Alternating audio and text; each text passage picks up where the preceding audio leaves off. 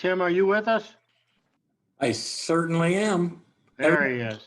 Everybody's here as well, so. Okay, excellent. Then we'll go right ahead and get started. Officially, I'd like to call to order the January 20th, 2021 meeting of the Royal Oak Downtown Development Authority. First order, I'd just like to welcome our 2 new members to the board. I'm sure we'll be hearing a lot from them.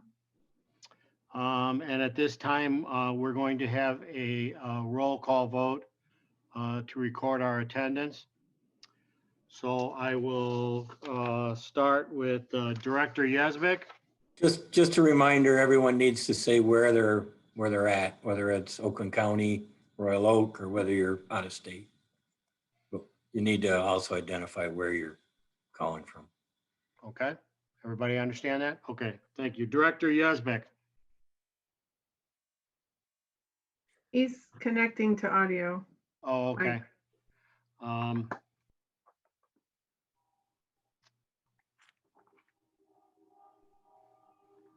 Okay, let's go Director London.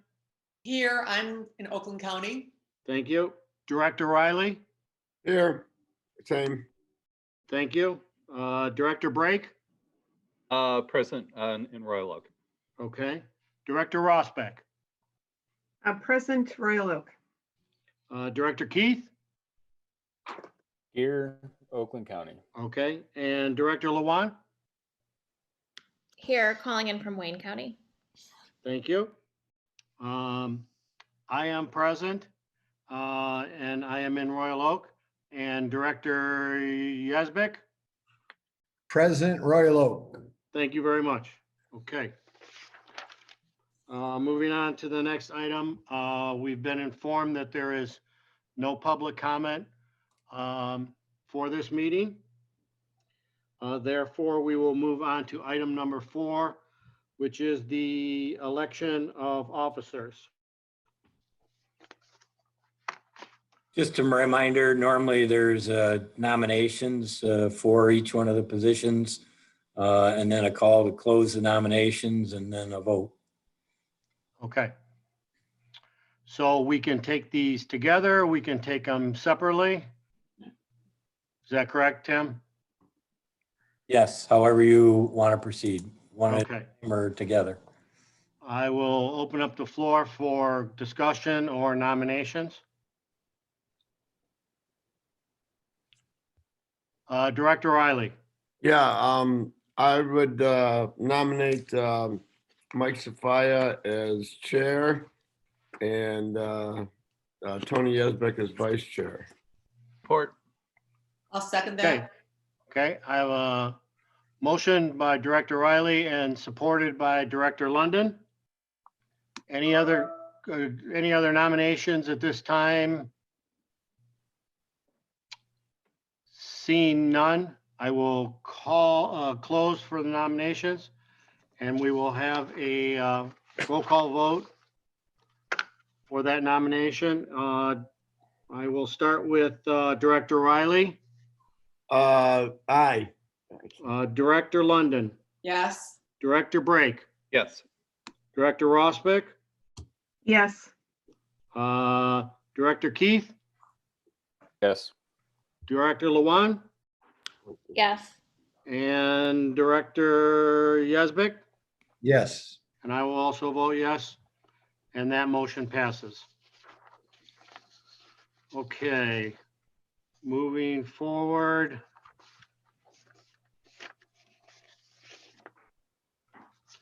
I lost my paperwork here. Hang on one second.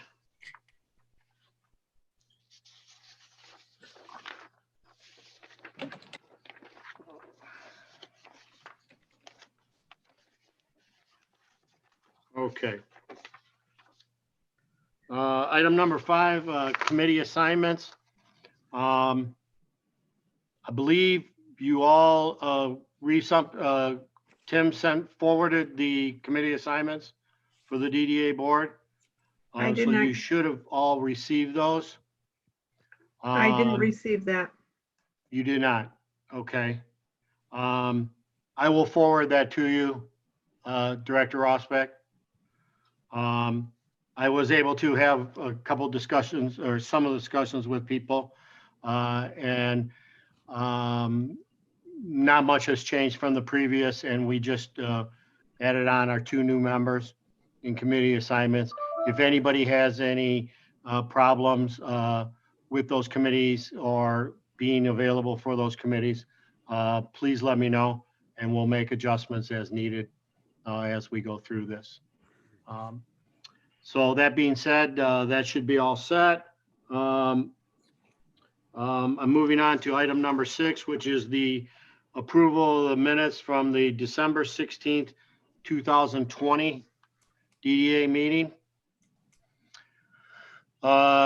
Director Brake, I move approval of the meeting minutes as prepared. motion by Director Brake. Director Rosbeck, second by Director Rosbeck.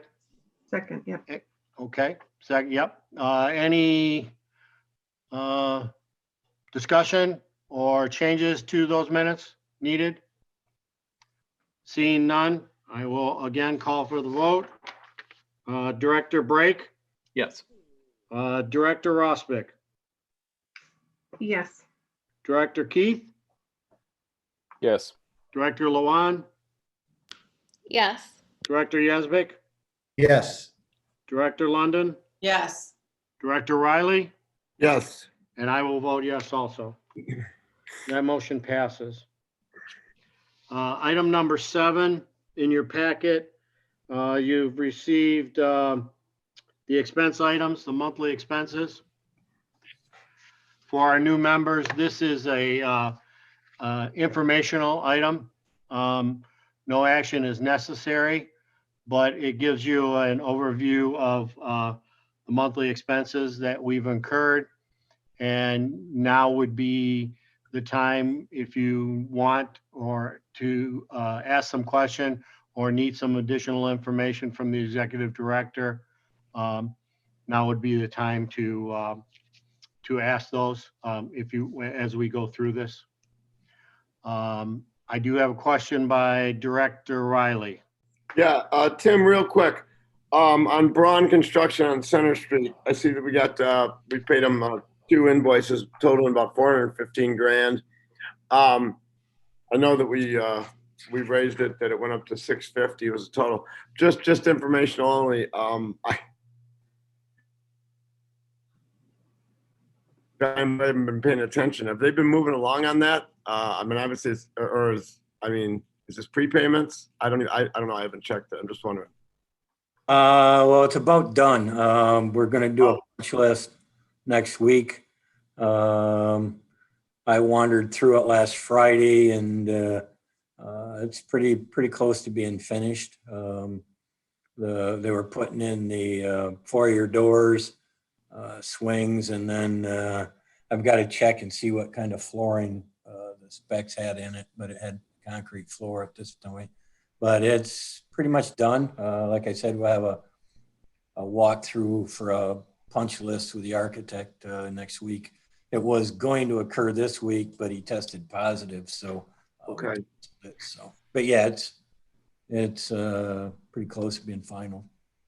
And just real quick, Tim, refresh my memory on, once it's all done, what the next step is, what the next step is. Well, it's going to be a usable space. It can be used for an assembly space. Part of the design the DDA and the city commission approved was basically to put restrooms in the space so that it could be used that way. There is no particular tenant. There is no arrangement, but if the DDA or other parties want to use the space, that can occur. The DDA has funded most of it. It is in a city-owned structure, so the city commission has final say on the space as far as what happens to it in the future. But the DDA has been the funding source to take it from what was considered a cold, dark space, which means it has no floor. It's got a dirt floor, no walls, no finishes, no anything. It was just empty, as I said, dead space. It's unusable. And you've made it a usable space. And this is so not the subject for this, but maybe later, maybe we can have a discussion, whether it's today or in another meeting or refer to a committee, I don't know, about maybe we take a proactive stance on this and maybe a committee or the chair and vice chair of our committee meet with people from the city commission. What I'd hate to do is just see this thing kind of drop, as a pop fly in the middle of the outfield between two outfielders. I'd agree with you, Matt. I mean, and my biggest fear is that we spend the money, we get it going, and there's probably, because we spent the money, there might be people on the commission that think that we're running with the ball. We're not sure what the deal is. I just think, maybe we refer it to a committee, or like I said, the vice chair and the chair, and they meet with a couple of members of the commission or maybe the mayor and say, hey, look, how should we handle this? Well, let's all get on the same page. Just a thought. So my thought on this, and we can discuss this, but my thought on this was infrastructure was involved in this in terms of the design, the layout, the hiring of the architects and so forth and moving forward. But now that is near completion, I agree with what Director Riley's saying here is I think we need to have some cohesive plan moving forward. And from my perspective, I would think that would fall in line with our business marketing committee. And if there's no objection, I would like to see it referred possibly to them. And maybe Sean and Mr. Twing could set up some sort of communication with the commission and whoever else the powers to be are that might be involved with that. And the next business market committee, we could get some thoughts moving forward. So That would be fine, Mike. What I'll do is go back and look at which committee dealt with it previously.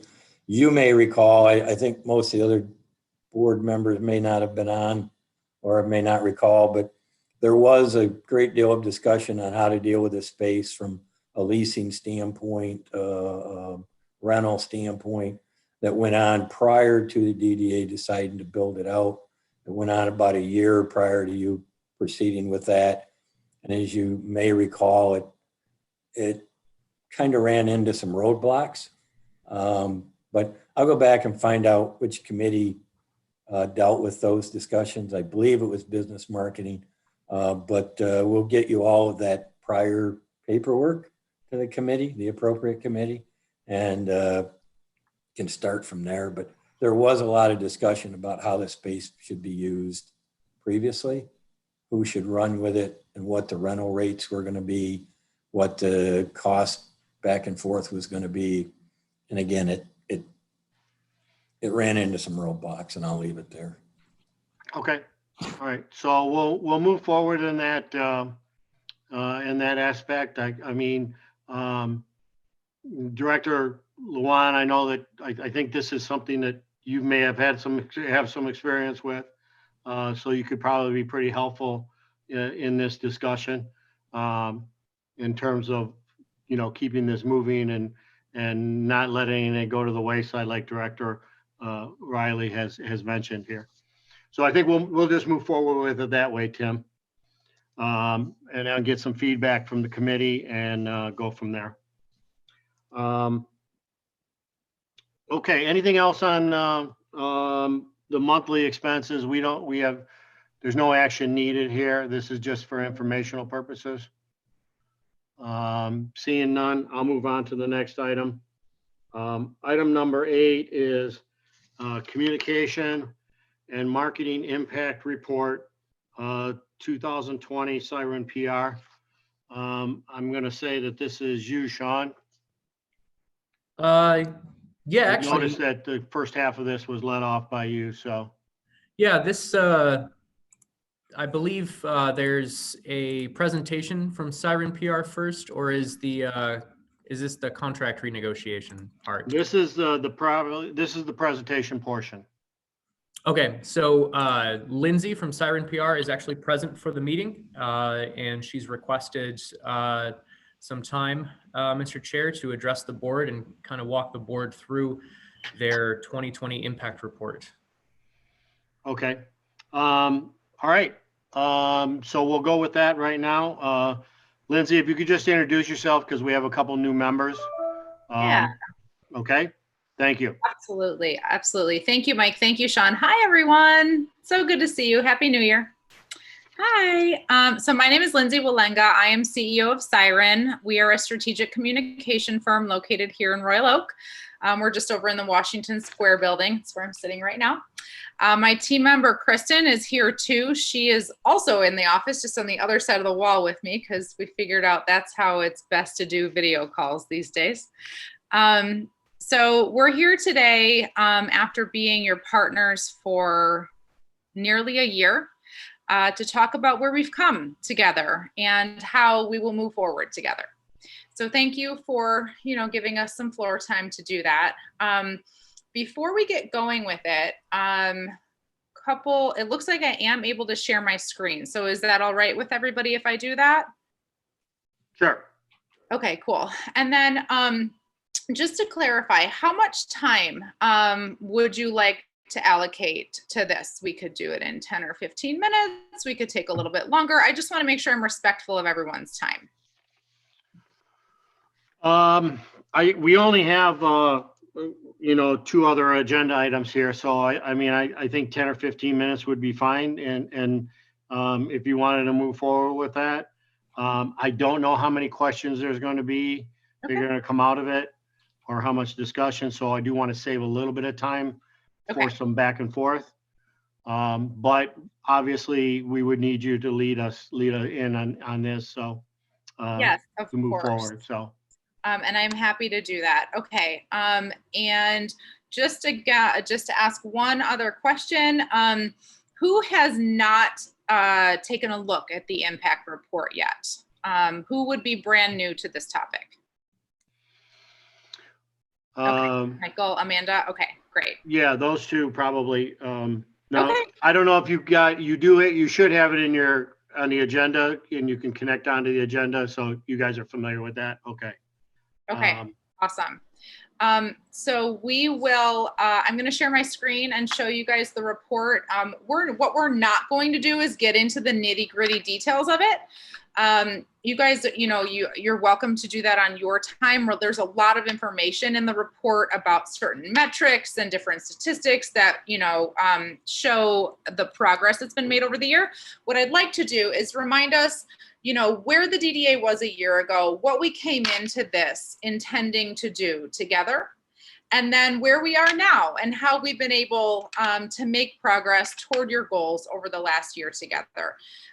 This is both to show you, of course, the value of our partnership, but beyond that, the more important thing is to show how far the Downtown Development Authority brand and reputation really has come over the last year. And after I present the report, I'd love to hear, your feedback on that. Of course, knowing there is always more and better places to go together. And we certainly had a wildly unpredictable year.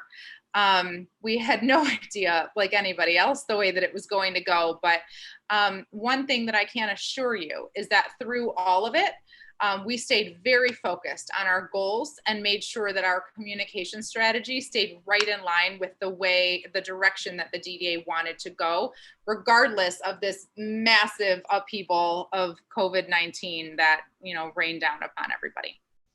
So just that as a preface. I will go ahead and share my screen. I'm going to talk to you guys about where we started, where we intended to go, and what our approach was. And then Kristen will get into, where we are now and some impact highlights that we can show and depict through our partnership together. So if you just give me 1 minute, I am going to share my screen.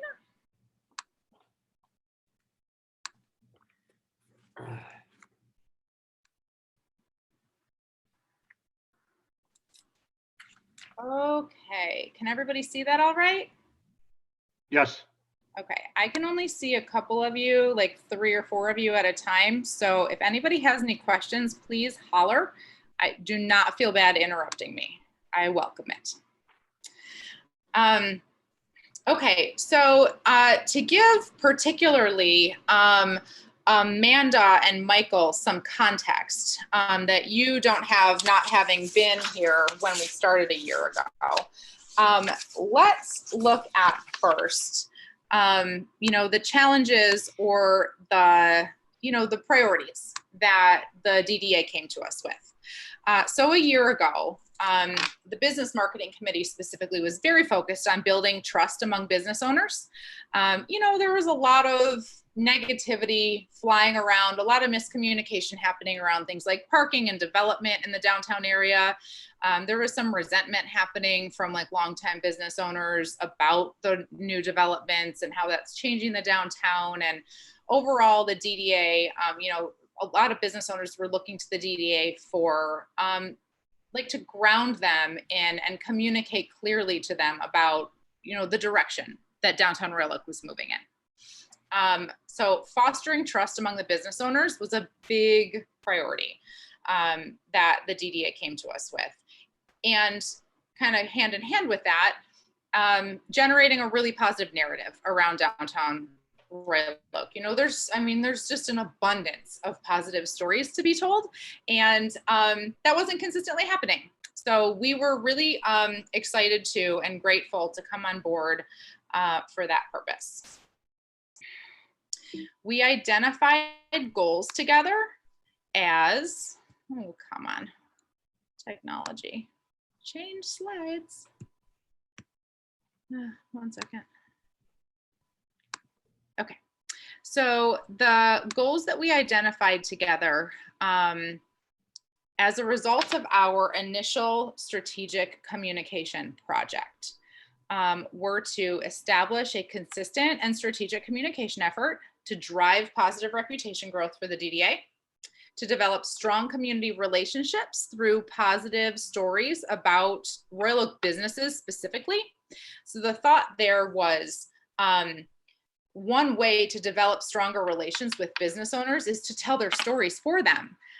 Because, everybody, all businesses want the opportunity for their stories to be told, and the DDA, rather, than just providing the geographical and like the financial support that a business might need, storytelling support is a strategy that builds trust with them and benefits everyone when it's done well. And then also, of course, to promote Royal Oak as a regional destination. Upholding the historic reputation is very important, especially as so much new development is happening. So in order to achieve these goals, actually, first, let me stop. Would anybody like to comment on these goals at this point? Any board members want to chime in with any thoughts? Okay, great. So to achieve these goals or to move toward them, we took a strategic communication approach. So the very first thing that we did together was a strategic communication project, and we developed a very strong narrative around downtown Royal Oak, centered a lot around the experiences that can be had here. And we developed strategies that were implemented on an integrated marketing basis. So what you're seeing here is our approach that is led by strategy and incorporates paid, earned, shared, and owned media. We refer to this as a PESO model. And this is the approach that we took. So yes, while we activated certain specific channels, we make sure with every initiative that we take on behalf of the DDA that it is all integrated, that all the channels are moving in the same direction. And that's really important for clearly communicating to your audiences. The audiences that were identified as key targets for this past year were single 20-somethings, young families, and business owners. Those were the 3 priority audiences. That is not to say that other audiences aren't important, but it's important for 12 months at a time that we narrow our focus so that our efforts and impact can be more concentrated. So with this approach in mind, we activated over the year together these storytelling themes. These things happened after, through COVID breaking, I should say. And none of it contradicted our plans. While it wasn't what we foresaw happening, there were in fact abundant opportunities to develop relationships with local business owners, specifically through a lot of the relief programs that the Business Marketing Committee and the rest of the board was able to spin up and churn out really quickly. I have to give you guys major kudos with this. It has been a real honor. Frankly, there's a few things through the course of my career and the life of Siren specifically that I've been really just genuinely excited about being part of. And this is one of them. Getting to work alongside you guys, Matt, Mike, Anthony, during the development of this relief program and rolling it out, like, this isn't just lip service. You guys gave actual help to people. And the role that we were able to play is clearly communicating about that help so that during a crisis, people weren't also confused. That in crisis times, confusion can be rampant, but our role is making sure through those relief programs that they hit home with the people who needed it. And that was a big focus of our efforts this year, which spoke directly to the strategic audience that was identified of business owners. We also spoke a lot about visiting downtown Royal Oak and how you can do that in the COVID environment. And that was speaking, to the young families and the 20-somethings of you can still have meaningful experiences here. Communicating clearly and in a rapidly changing environment about those opportunities was really important. So you guys can dig in and see more on your own about the specific stories that we told. Just knowing that overall, we strategically communicated to those audiences that were identified at the beginning of the year as being important.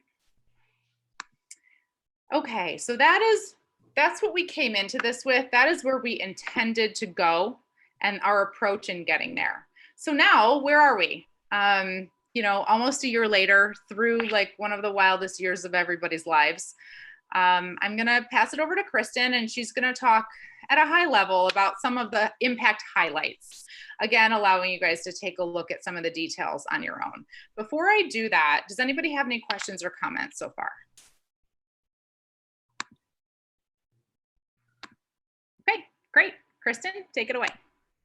Great, thank you, Lindsay. And I just want to, reiterate what Lindsay said related to, the programs that you guys were able to kind of implement during this time to support local businesses. It certainly was amazing to see it all happen, and certainly kind of the reaction and feedback that we saw from business owners who were able to kind of, have some of that support. So the first thing I kind of want to talk about first is specifically media relations. So certainly, and Lindsay, if you want to go actually to the next slide, that would be great. So a main focus based on our goals was infiltrating the local media with positive stories about downtown Royal Oak. When we kind of entered into this partnership together, there had been a lot of negative coverage related to downtown and, specifically parking. So, our main focus was sharing the positive stories and focusing on what was happening in downtown Royal to kind of, infiltrate it with these positive stories that you guys are achieving.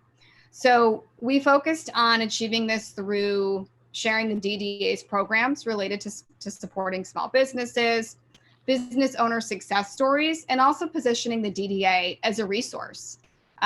Throughout the year, across all channels, we noticed that people were looking to the DDA to kind of figure out how to safely visit downtown Royal Oak and also how they could continue supporting local and small businesses throughout the pandemic, even when they were closed or operating at a limited capacity. So you'll see here, and you can kind of more in-depthly look at the media reports. But most of the coverage we were able to achieve, it was pretty much all positive, some neutral stories in there. But it really was able to show the community and your target audiences what you guys were doing to support downtown Royal Oak.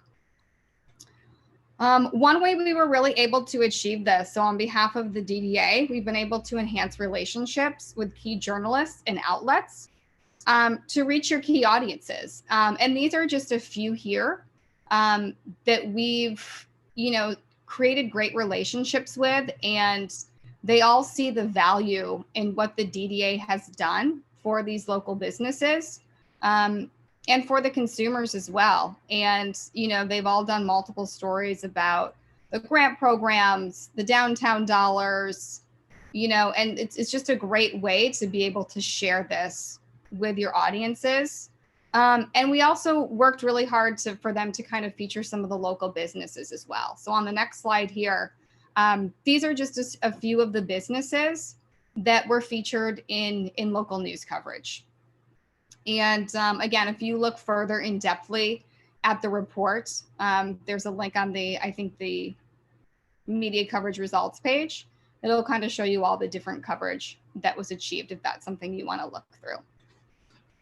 And we specifically worked with Sean as we were kind of bringing in business owners to kind of feature and businesses, so that there also was a mix throughout the year. And it wasn't always the same businesses being featured in news coverage.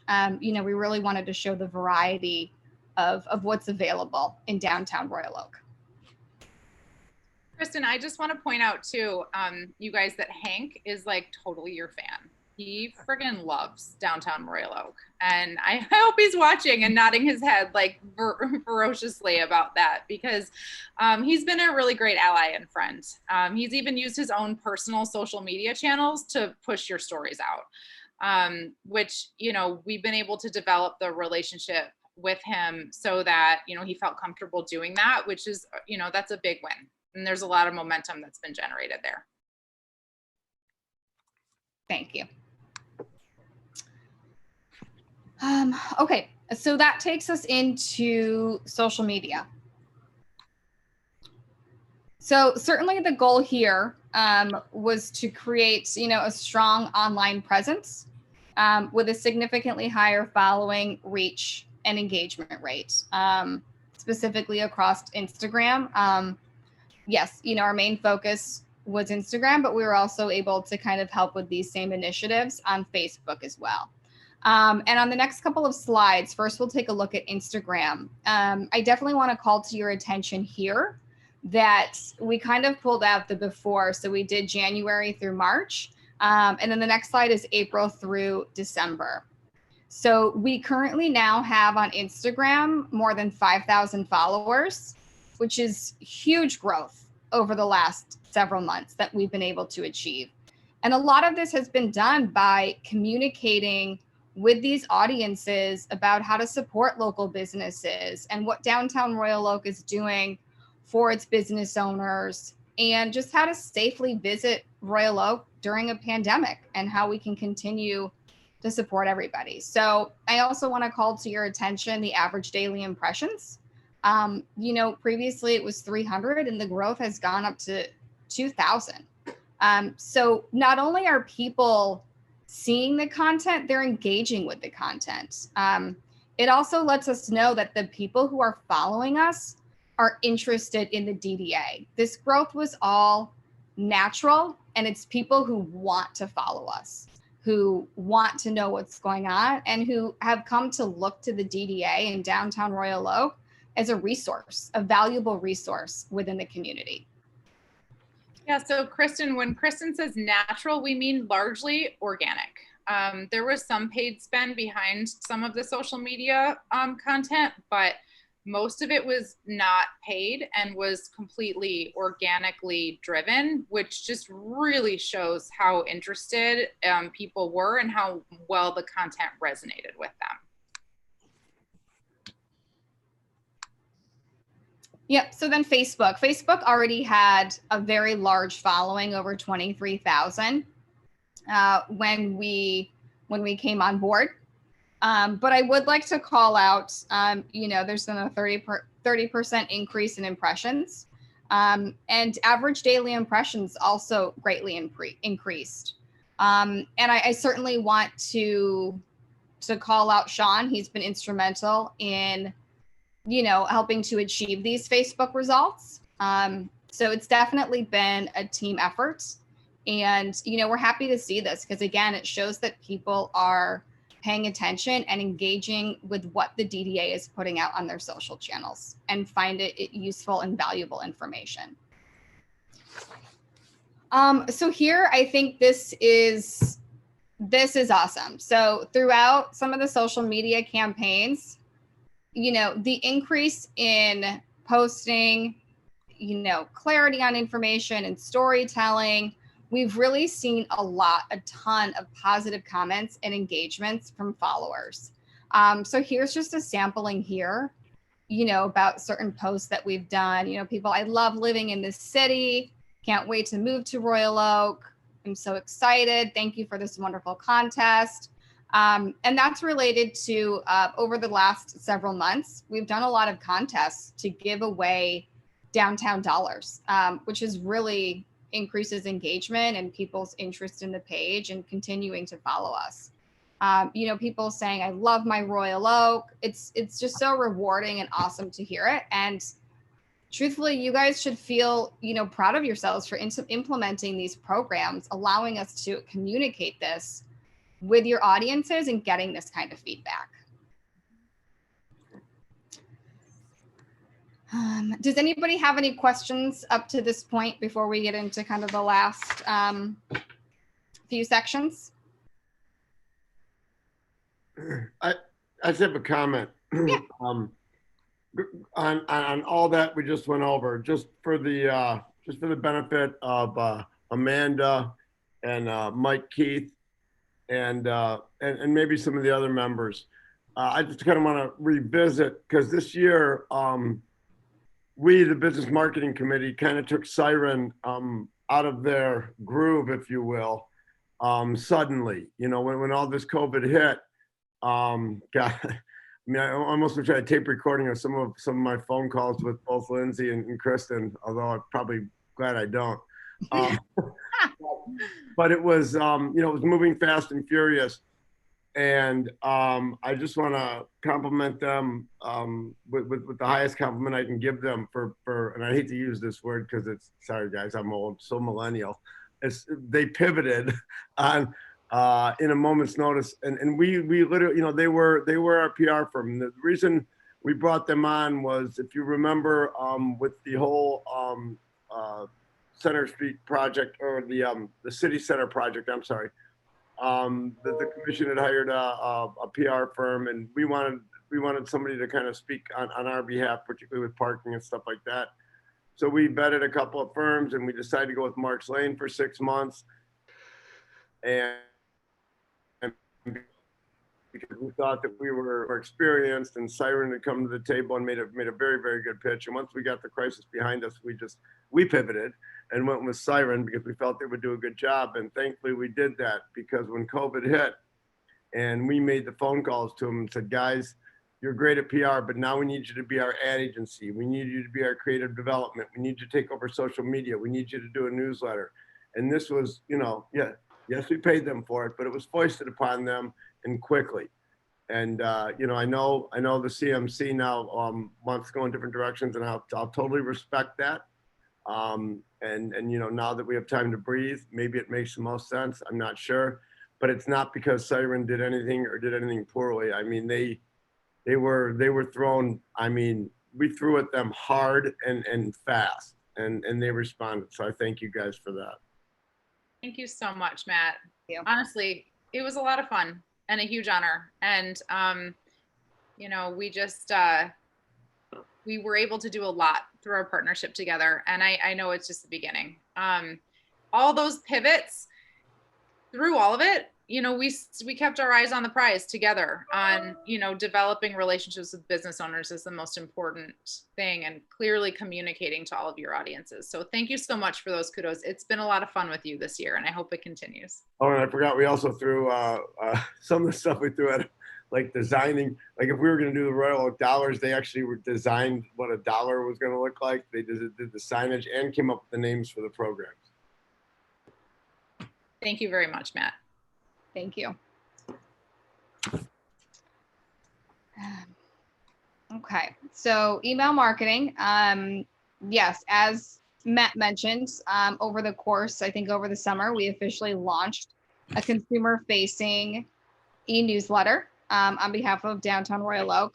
It does say in here, I believe this subscriber list is now closer to 25,000 at this point, which is awesome. You know, certainly a lot of this growth was we did a promotion at the beginning of anybody who signed up. I think it was $20 in downtown dollars for signing up for the newsletter.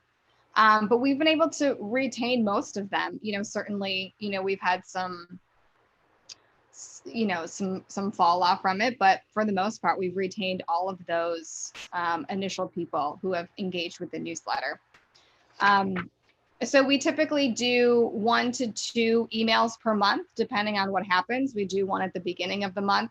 And then oftentimes we'll do a secondary newsletter if we have something to announce, for example, Small Business Saturday. We have some other stuff coming up that I know will be announced. So typically we would do about 2 newsletters per month. And, you know, a couple of things to call out here is that the list grew to over 21,000 in just 2 weeks. Thankfully, in part, that was, you know, being able to promote the downtown dollars and the awesome program that the business marketing committee was able to implement. And over that time, though, we've been able to maintain an average open rate of over 32% since launching the newsletter, which is higher than industry average, which is about 29%. So certainly people are kind of engaging and are interested in the content. And this is just another avenue for the DDA to position themselves as a resource in the community and to sharing the valuable information that they have with consumers. Kristen, I want to take a minute to give Sean major kudos on this too. Rolling out the Downtown Dollars program and growing this list to 21,000 in just 2 weeks, and the intense amount of work that he had to do on the back end in getting the dollars to the people. It was really like getting this off the ground was a major team effort, and we worked really well together. And it was a lot of fun, but more importantly, you know, it got resources into the hands of the people that needed it. Mm-hmm. Yeah. And then the last segment I'll take us through is business relations. And this, you know, this for me, and was really awesome to kind of see this progress over the last several months. Back in February, before all of this started, we did a business owner roundtable. It was in person. Actually, Michael Keith, you probably recall, you were there at it. Yep. Yeah, and you know, one of the things that specifically, you know, I think of is there was a lot of frustration from some of the business owners, you know, not feeling like they had support or that Royal Oak wasn't cool anymore. But come, you know, 6 months later, you know, that same person is saying Royal Oak has done the most of any downtown where I'm a business owner. And we're doing great because of their support. So it's really awesome to kind of see that shift from what it was just about a year ago to what it is now. And that is truthfully because of everything that you guys have been able to do for them during this time. And, you know, effectively being able to communicate that information to them has been really important through all of it. So here's just, you know, some other folks that have commented through social media that we've kind of heard from. And again, it's really cool to see. Yeah. You know, I hope you guys take some time to look at this page. And kind of see who is making these comments. You know, people saying we've loved the new customers because of the downtown dollars, which will ultimately hopefully just increase loyalty throughout the years. And they'll now retain these new customers as regular customers into the future. You know, helping all of them survive in the climate that we're in. It's really important that this work is being done. And truthfully, it was amazing to be a part of, and it was a lot of fun to work on. And we look forward to continue our partnership together. Thank you so much, Kristen. Mhm. Does anybody have any questions before we wrap up the impact report? Okay, so that is how far we have come together so far. We intended to generate a positive image for downtown Royal Oak, to strengthen relationships with business owners, and to launch a strategic communication effort on behalf of the Development Authority, which, did not exist before. And we did just that. And a year later, here we are, thanks in large part to your foresight and, intense support for the business community, and also our partnership in communicating clearly and powerfully about those things and catching the attention of the people who needed the help and keeping them in your network and building momentum off of them. So when we look ahead to 2021, the DDA's reputation and your relationship with these audiences is positioned so strongly now to just grow farther and faster. We've got this engine, this marketing and communication engine rolling. And when you get a steam engine, it takes a lot to get it moving down the track. But then once it's rolling, it's really it just keeps going, and it can go far pretty fast. So when we look ahead to the rest of this year, we know that priorities for you guys are emerging from COVID with strength. Hopefully the veil of this is going to be lifted soon, and we'll be able to start drawing larger crowds of people into downtown Royal Oak to have those meaningful experiences that have always been such a hallmark here. We also know that it's going to be really important that we communicate clearly about those opportunities, because people's anxiety is still going to be high for a little while. And so making sure that they have the information that they need to experience Royal Oak positively and effectively is really important. We've had several conversations with Sean and, with some board members, and we know that diversity is a priority. Of course, continued development of business owner relationships, and then also consumer relations, getting those consumers, that foot traffic into downtown, and reaching out into the larger Royal Oak community and beyond to draw people into downtown as COVID emerges is going to be really important as well. So we're looking forward to continuing our relationship with you guys. I know that we're going to talk in just a minute about what that will look like. But we are very dedicated to being your partner in 2021 and forward. And next steps from here, once we, solidify our agreement together, would be to have another strategy session now a year later to set the direction for this year and make sure that we keep this train rolling down the tracks together. What questions does anybody have? Or I will toss it back over to Sean or Mike. Yes, Matt. Okay, let me take over here real quick here. Director Riley, you have a question, comment? Yeah, not really a question, but I just wanted to expound on something that Lindsay said. And this is for all committees and all board members. Well, we had an opportunity in March, and we as a board stepped up and we took full advantage of it. And we knew what it was, and we all talked amongst ourselves. This was, in all crisis, there's opportunity, and we took advantage of the crisis. And I could not agree more with what Lindsay said. That one, the steam engine is rolling. We have the numbers now. We so increased our social media footprint, our impact. I think we've made strides by the recent board members that we've added to increase our ability to reach those markets and increase our intelligence and wherewithal. I kept saying, we're stupid. We're okay boomers up here. But anyway, there's competition out there now. The place down south, 10 miles down south, is people are going to start going back to work down there. They're going to start nipping at our heels again. Other cities have picked up on the gift card type programs. You see Northville with the outside dining, people are doing something just to get themselves noticed.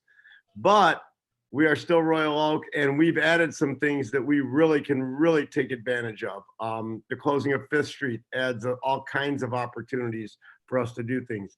The stuff that we've done with the Royal Oak Dollars, I spoke with Director London about some ideas that I have.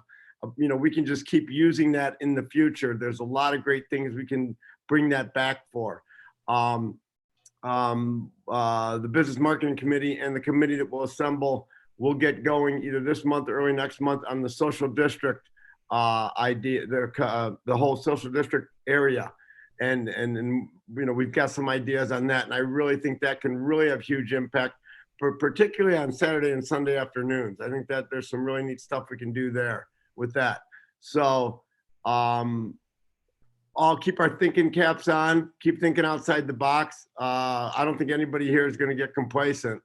But I think this is the best this board's ever worked together. We've got two new great additions. We got a great team behind us. And the one thing that I want to caution everyone on is there's been certain areas that we don't hit exactly the way we want, certain demographics. It doesn't mean we have to go away from the demographics that we're doing. We can add those other demographics. Okay. And I've seen us in the past say, well, this marketing aspect isn't getting this area, so let's go to this one. No. They're doing a great job on that area. Let's add another one to go to that one. I mean, we can do that. We can do that. So now that the train is rolling down the track, yeah, we can definitely do that. Adding to the momentum is definitely reasonable and a reasonable expectation for sure. Okay, I see Director Lewan. I just wanted to comment. My background is previously in marketing communications, and those engagement rates are really good, especially on the email side, super high. So great job, guys. And I think, as many on the business committee would probably also agree, a lot of the brick and mortar businesses are suffering. They're hanging on by a thread, and anything we can do to keep supporting and keep communicating and keep getting the word out. I think we are not through COVID yet, and this is going to be a year-long recovery. Grant programs are running out. Granted, we have a new administration and some more PPP funds coming, but it's still going to be a really trying year. I think we got to make it through spring, summer, where more people are back out and shopping a little bit more and spending money. So that's a comment to think about as we make decisions here in the next few months. Thank you. Can I piggyback on something Director Lewan just said? Sure. Go ahead. Point. In the past, you know, I mean, you saw it with some of the stuff that was in Simon's report there from local merchants, and I know Director London talks to them a lot. I know Sean talks to them a lot, and there were a lot of people who, you know, didn't think the DDA did enough for some local businesses. I think a lot of them have appreciated the support we've given them. I think the lines of communication are more open than they've ever been, and I think there's a two-way communication going between us and them. That we never had before. We need to keep that going, and we need to jump on that every chance we can. Okay, Director London. I just want to agree with that. I think the DDA single-handedly saved the city. Between the grants they gave the businesses and the downtown dollars, it's just incredible. Good, thank you. Director Yazbek, did I see your hand? No. I have Director Yazbek. You're on mute.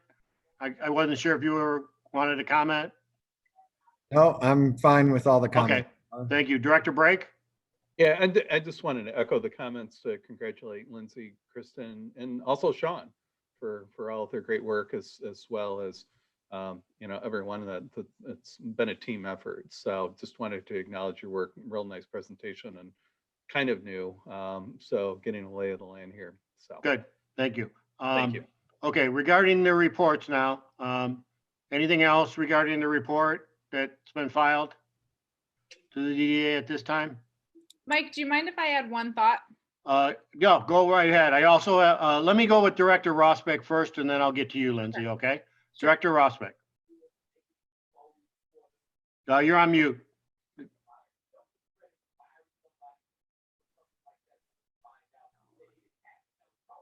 Still can't hear you. There, sorry. There we go. My mouse isn't working for whatever reason. I just wanted to comment that the report, I love the layout of the report. I do think it's pretty comprehensive. I mean, I echo everything Director Riley has said and Director London, so I don't need to rehash that. I just think this is a great report that we probably, I would love to see this on a quarterly basis to, baseline us. This is a good baseline for the beginning of the year. Let's see what we've been able to accomplish, going into Q2, Q3, etc. Okay. Okay, Lindsay, you're up. Thank you. Thank you, Jenny, for that suggestion. And we're happy to work with Sean to provide that to you. So Matt, thank you for your comment about lines of communication being more open than ever before. Thank you to everyone, first of all, for the kudos that you've given us. Really, it's been a team effort, and we've developed a very close working relationship with Sean and several of the board members, and it's been a great experience.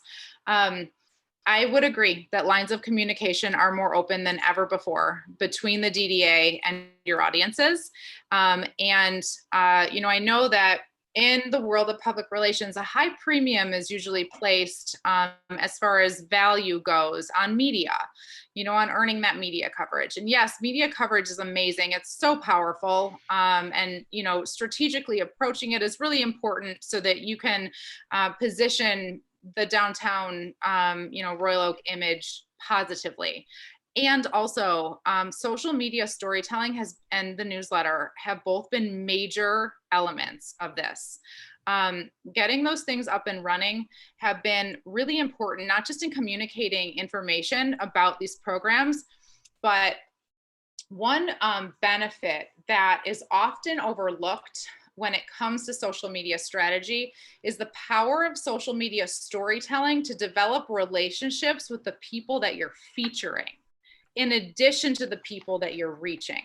So when we tell stories about business owners through your channels, when we go to, different storefronts and we talk to those business owners and we tell stories about their establishment, they feel so supported and cared for, and also kind of like, hey, look at this, there's 300 people that like this Instagram post. That's so cool.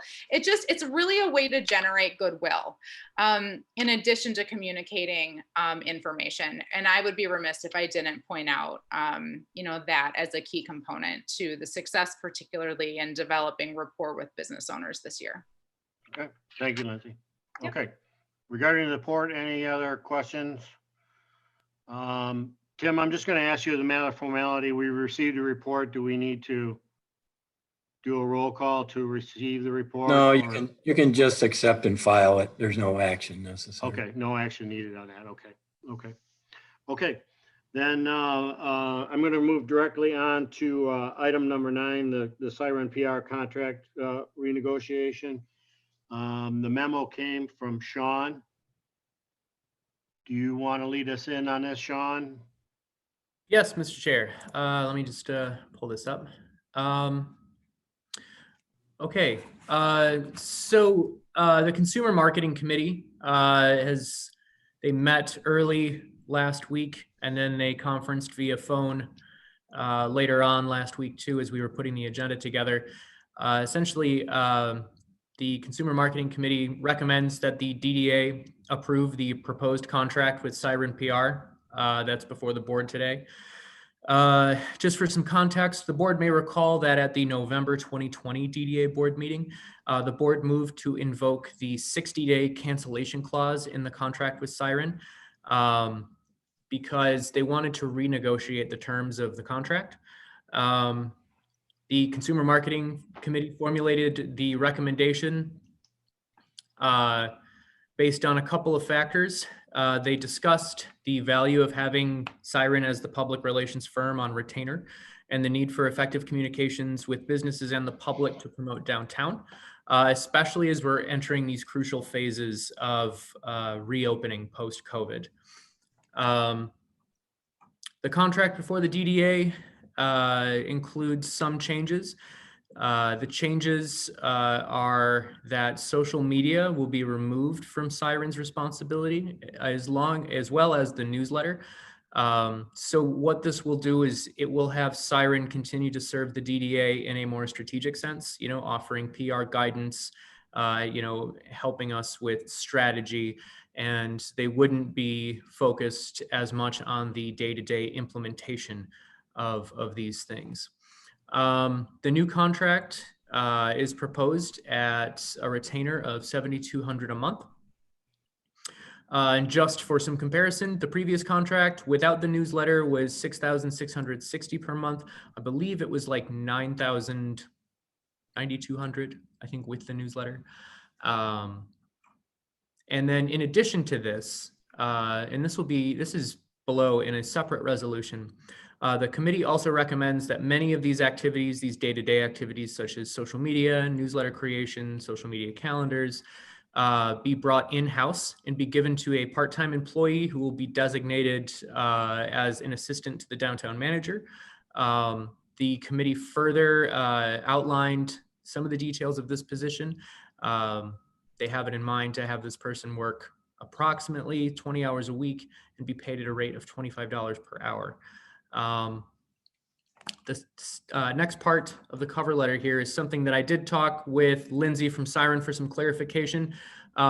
We did talk about an option to extend the existing Siren contract for 30 to 60 days in the time it took to get this in-house person brought up to speed.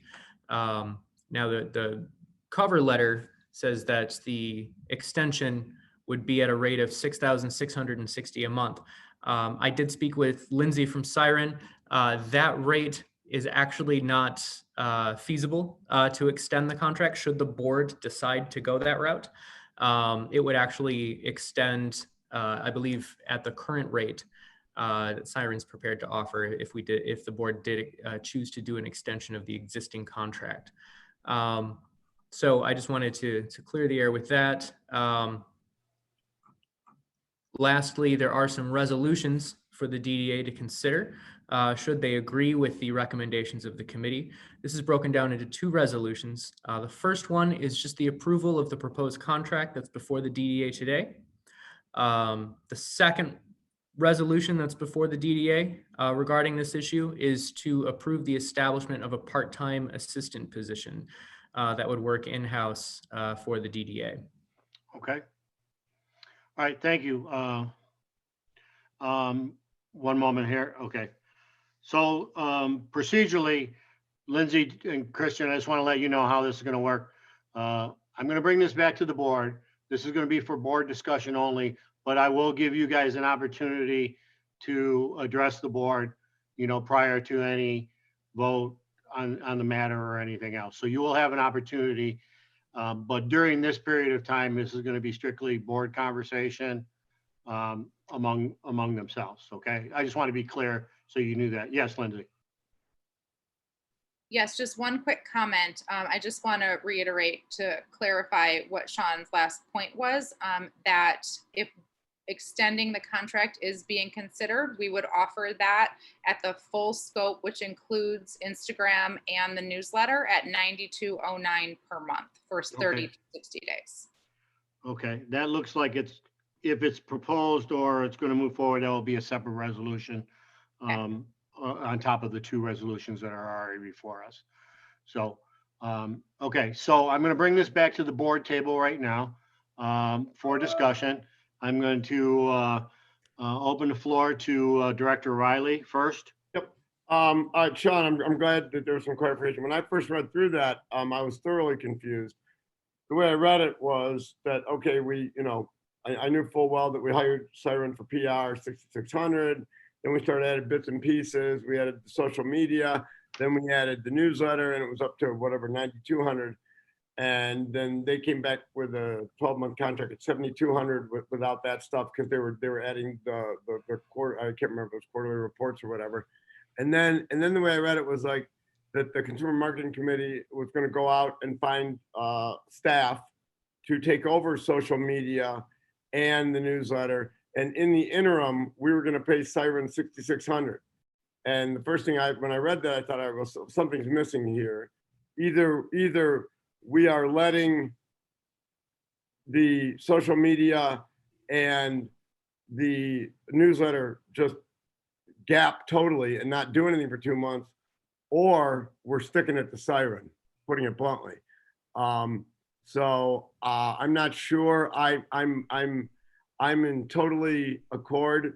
If we want to bring somebody in house, God knows Sean could use an assistant, for sure. But I think if we're going to let the newsletter and social media lapse for 2 months, or put that on Sean and staff while he's out trying to find somebody, I wouldn't agree with that.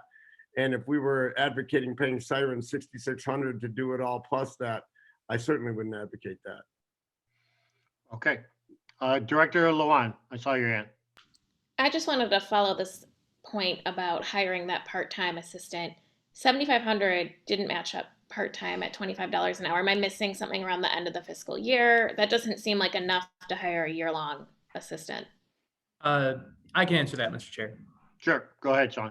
The executive director and I talked about this. This is essentially a calculation that would pay for that person through to the end of our fiscal year. So it would cover about 15 weeks of this person working approximately 20 hours a week. Okay, thank you. Fiscal year ends is Thanks for June clarifying. 30th. Yeah. Okay, that's what I figured. Thank you. Okay. Discussion. I'll go with Director Yazbek, please. Just a point of clarification. Probably mute. No, I'm not muted. Good. You're good. In their original contract, Siren, I thought social media was included. That's the copy I found. I don't think that was it. The newsletter was an add-on. Social media was not an add-on. I thought that was in their original contract. Are you looking for an explanation, Director Yazbek, on that? A confirmation or Okay. correction? Sean, I'll go to you first to see if you can answer that. It's my understanding that the social media was in the original contract and that the add-on was specifically for the newsletter. Okay. Yeah, I'm going to go with, I'm going to ask Lindsay to chime in on just on this item and see if you can confer with that, and if you could address that, please. Yes.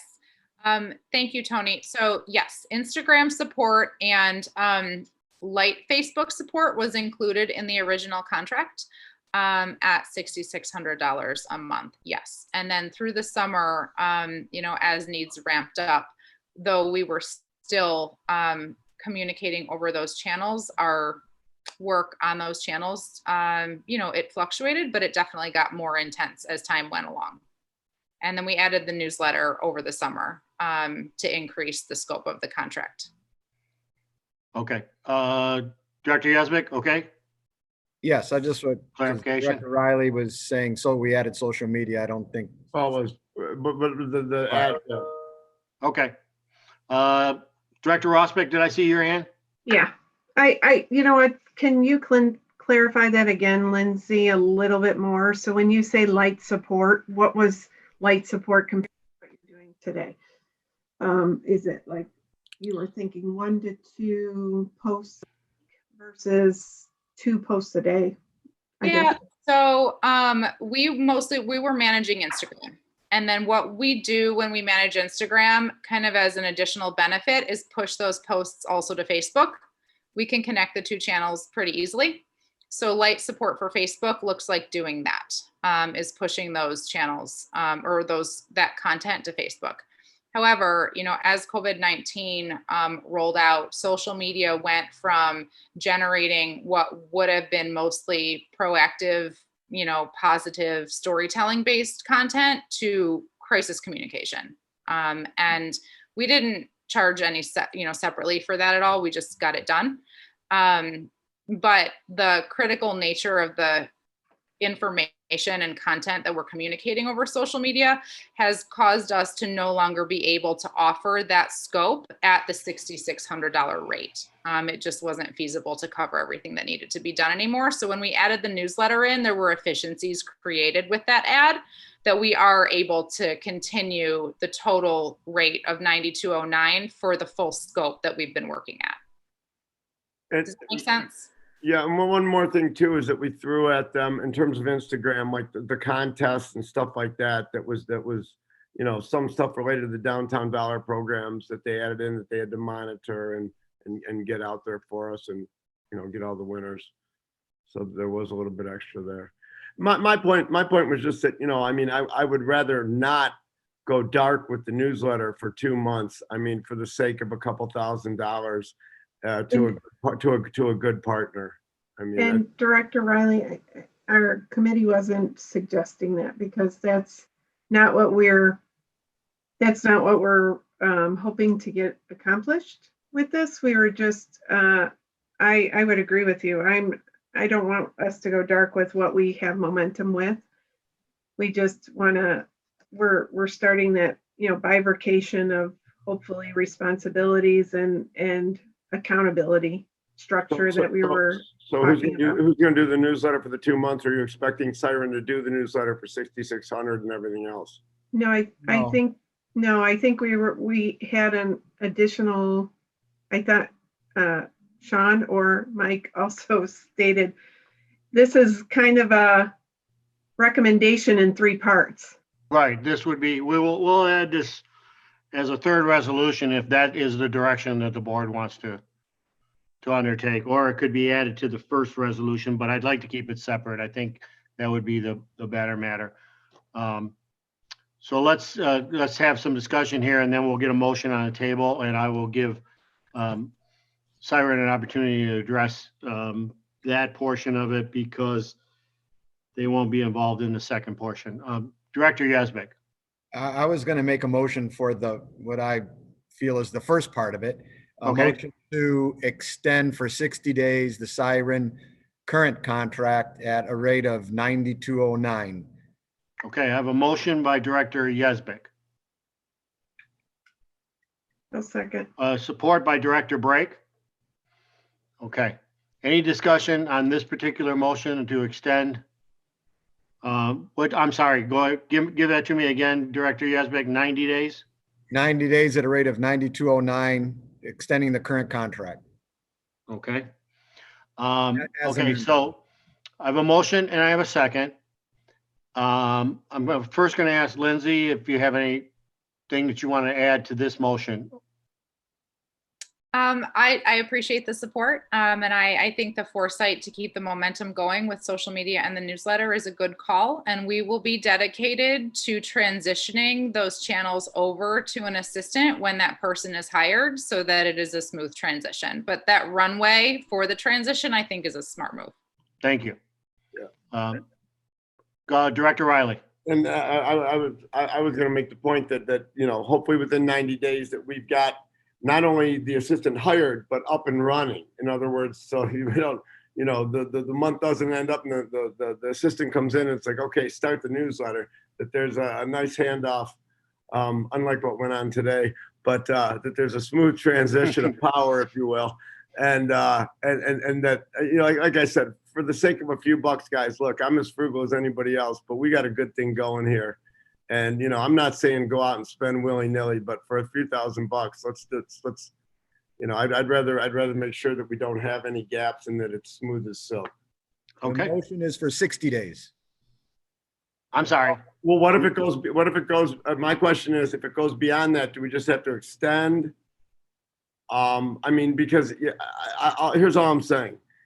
You're going to hire somebody to, today. By the time you get somebody, you get interviews done, you get everything through, you get somebody hired, you get them up and running. I just don't want to be back here, I don't know.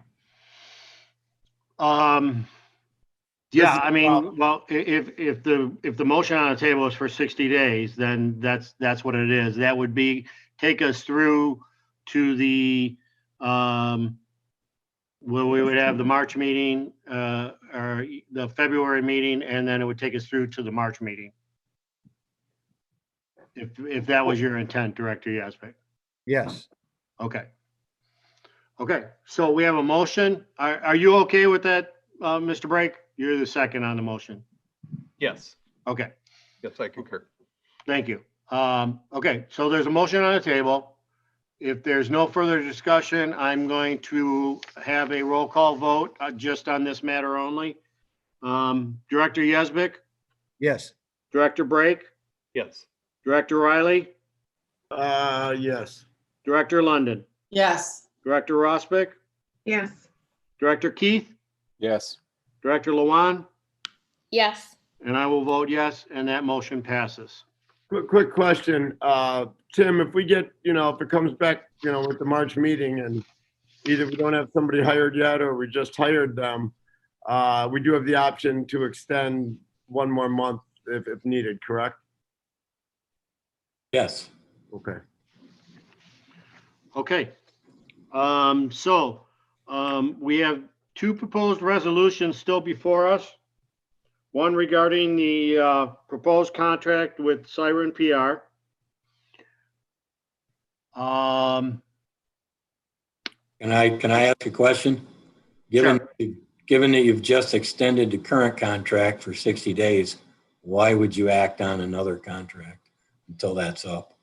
Okay, so we would postpone this motion? Is that what you are proposing? I would suggest that that's what you would do because you're not going to start a second contract until you're done with the first one. Let me go with Director Rosbeck, and then I will go to Lindsay. Well, I appreciate that question, Tim. I do think though, within the new contract, we've kind of outlined a little bit different responsibilities. And I guess I'm hoping then that just to give an example, part of the new contract would be in developing an annual report for the DDA, which is not in our current contract with Siren. So, and I know that's what increased that contract on a monthly basis from the 6,000 to going to the 7,200 a month. So I just wanted to state that I think that the new contract is good for discussion. I think right now, maybe we don't have to act on it, but we should probably look at it so that we can act on it quickly in a future meeting. Tim, what if we were to could we adjust the dates of the new contract to coincide with the expiration of the 60-day contract? I don't know. You may find over the next 60 days you want to rewrite the contract based on who you're hiring and what you're doing. Okay. You certainly can discuss whatever you want to discuss. It's your actions, but I wouldn't adopt a motion approving a second contract when you got one that's currently in place. Okay. Director Rosbeck. Then I'd like to make the motion to address the new contract for the year. Well, there is no need to motion to discuss it. You can go ahead and discuss it. Okay. Okay. Thank you.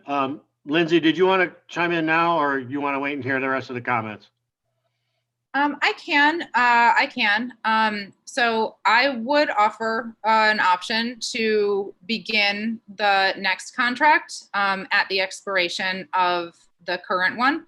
That will prevent road bumps or, any kind of gaps in service.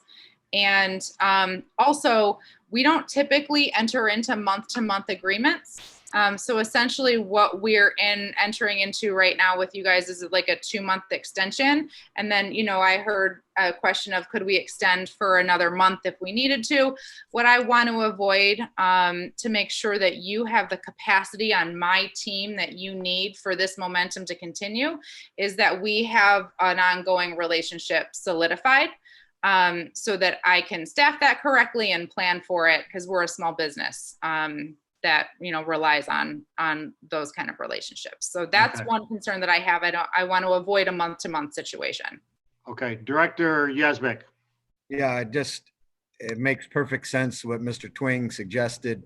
And because we may find that we can't find an assistant that covers the things we anticipate an assistant covering, anything could happen. So it makes perfect sense to hold off on new contract. And as Lindsay just stated, we have to decide in fairness to them, what we are going to do and what we're going to use them for going forward. So we need to get rolling on what we want to do and get this accomplished within the 60-day period. Okay, I see a couple hands here. Director Riley. Yeah, you guys know I've always been an advocate of, particularly when we're dealing with partners that they have not only some type of security, but if we're going to ask for them to be there by our sides for the next month, they need to plan, they need to staff.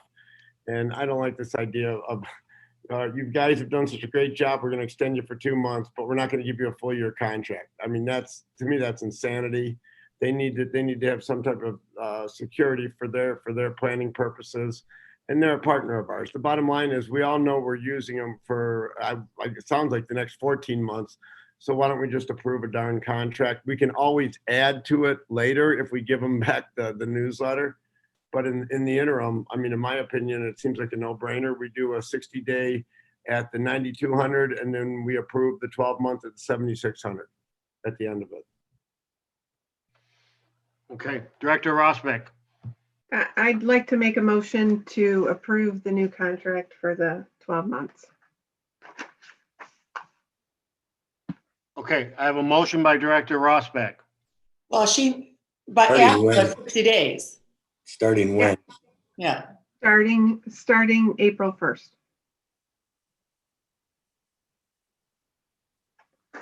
I second that. Okay, I have a motion by Director Rosbeck and a second by Director London. Discussion. Director Yazbek. If we are talking about a second contract while the first contract is still in operation, then I want to hear more about the annual report component. I didn't, that's an add-on. I read it, but if Lindsay, you can explain how that's important and what impact it would have and why we should go with that. Okay. Were you directing that towards Lindsay? You were looking for Yes. information? Okay. Yes. Lindsay, can you respond to that? Yes, I'm happy to do that. Actually, Jenny, would you like to say something on this before I speak, or would you like me to go first? Okay.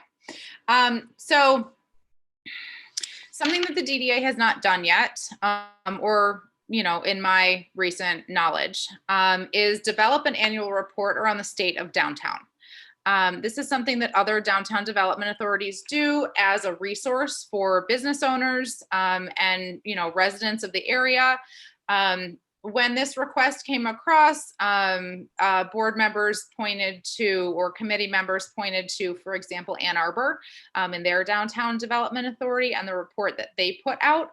They do a full, it's like 30 pages about the state of downtown Ann Arbor, statistics around the types of businesses that are there, the types of business owners that are there, different demographics of, residents and impact that the downtown has been able to have. This sort of thing acts as a resource to business owners and it's a powerful communication channel to show the area what the DDA, what kind of impact the DDA is having on the regions and the downtown's behalf, compiled into one, strong report. So what we have included in the contract to meet that request is strategy. So we will figure out, we'll work through with, I imagine, the consumer marketing committee, but whoever else is identified on what the goal of this piece is, what our content angle will be for it. Will it be just like Ann Arbor's, or what kind of approach do we want to take? There are several different kinds that you can take with an annual report. So we'll set the strategy first, and then we'll do research. We'll compile the information needed. I imagine we'll work, in partnership with Sean and others on that, but we'll head up the research to pull the information needed. And then we'll do the copywriting and the storytelling for the piece, and also the graphic design.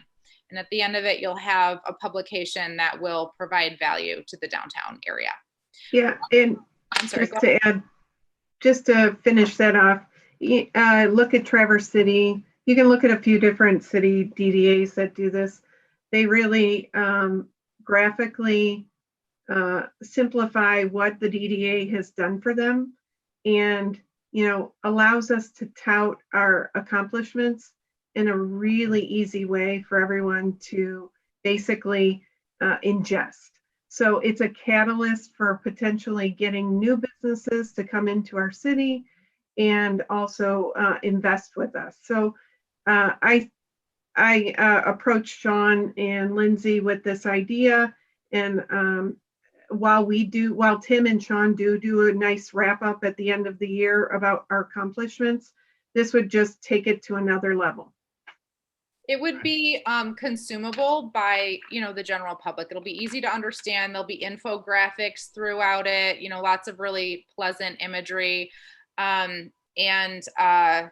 Just a nice publication that can add value. Michael, Keith, I don't know if you recall, but in the business owner listening session that we were in last year, there was one, I forget who it was, that was mentioning, there isn't really any powerful marketing piece to help draw business owners in.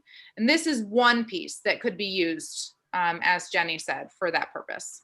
Thank you. Okay, I still have a couple of hands here. So Director Riley, you were first. Yeah, and I think I got it. I think it makes total sense. So this is something that can be used for informational purposes for all of our teammates here in the downtown, all the businesses, all the residents, and also a great sort of recruiting tool for Sean and Todd Fenton to use for businesses coming in, et cetera, and for somebody like Amanda even to use, I think, in her business. Just, stuff that the way the downtown supports businesses here. Okay. Director Luan? Am I understanding that correctly? Oh. Yeah, that's what it sounds like to me. Yeah. Director Luan. I was going to ask, is there going to be a media push or any sort of virtual community event where existing business owners can come? And I think Detroit does a big splash whenever they reveal their reporter used to. And so not just having the asset, but how we get the asset out to the community, I think is going to be really important. Of course. Thank you for that suggestion, or that point, I should say, Amanda. Yes. So the scope of the contract that Jenny is making a motion to begin on April 1st includes strategic communication council and media and strategy support for social media and the newsletter and other channels. So anytime we do any kind of big initiative with downtown Royal Oak, we'll make sure that integrated approach is taken so that we can maximize exposure for it through physical activations when we're able to do that, and definitely digital ones. Okay, Director Rosbeck. So the other, just to add more comment to the new contract, and I think Lindsay just said it perfectly. The strategic component that Siren gives us, we're not losing in this new contract. That actually, I think, will help to enhance what they're going to be able to do for us from a social media perspective, because I think it will help to guide us and actually get us to a more seasoned way of looking at all of our channels together. Right now, as Director Riley's pointed out, we've had crisis communication since March. So we've been doing a lot of crisis communication. And now that we're in the thick of it, we can kind of slow down and think about what the phases might be going forward, and really try to, plan for it so it's not so not so reactive, and it can be more proactive to those portions. So that's really why I made this motion to move to give them that stability to stay our partners for the remainder of the year. Okay, thank you. Okay, Director Luan, and then I'm going to call for the vote after this. I just had one comment. I think it makes sense to move forward for the year as well, because we're not hiring a full-time salaried employee. It's a part-time person. He'll have some very specific skill set. So it's not like we're going to have that many hours. Right. So I know that was a question earlier around who to hire, but I think given the role, it's pretty clear. Okay. Okay, so I have a motion on the table with a second regarding the Siren contract. Any other further discussion? If not, I'm going to call for a roll call vote. Okay, Director Rossbeck, Yes. okay. Director London, Yes. Director Riley, Yes. Director Brake, Yes. Director Lawan, Yes. Director Keith, Yes. Director Yazbek, Yes. and I will vote yes, and that motion passes. That leaves us with one proposed resolution regarding the establishment of a part-time assistant position. What's the board's recommendation here? I'd like to make a motion. Okay, I'd like to make Director a- Rossbeck, I make a motion to accept the recommendation of the staff assistant. okay. Support. Supported by motion by Director Rossbeck, supported by Director Riley. Do I have any discussion on this matter? I'd like to open it Director up. Rossbeck. Yeah, I'd like to open it up with Director Lawan. I thought your comment earlier about the $25 an hour for the 20 hours was a good question. I mean, with your experience, do we think we can hire someone with this skill set for that part-time position, given the rate? I think it's a good start. And if you still have Lindsay's team available to guide and consult, I think that's a good compliment. Because, it depends on how many years experience. Are they a little earlier in their career? Probably at that dollar amount. So it'll be good to have that team to lean on. Okay, thank you. That was it. Okay, any other questions, comments? Okay, I'm gonna call for the vote on this issue. Director Rossbeck, Yes. Director London, Yes. Director Yazbek, Yes. Director Riley, Yes. Director Keith, Yes. Director Lawan, Yes. Director Brake, Yes. and I will vote yes also. And that motion passes. Okay, moving on to coming down to the end of our agenda here. Annual reports. Tim, is this for you? That'd be, yep. You've got two of them listed there. One is, the first one listed under A is the operating fund.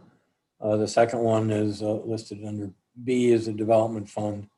These reports are based on the fiscal year that ended June 30th, 2020.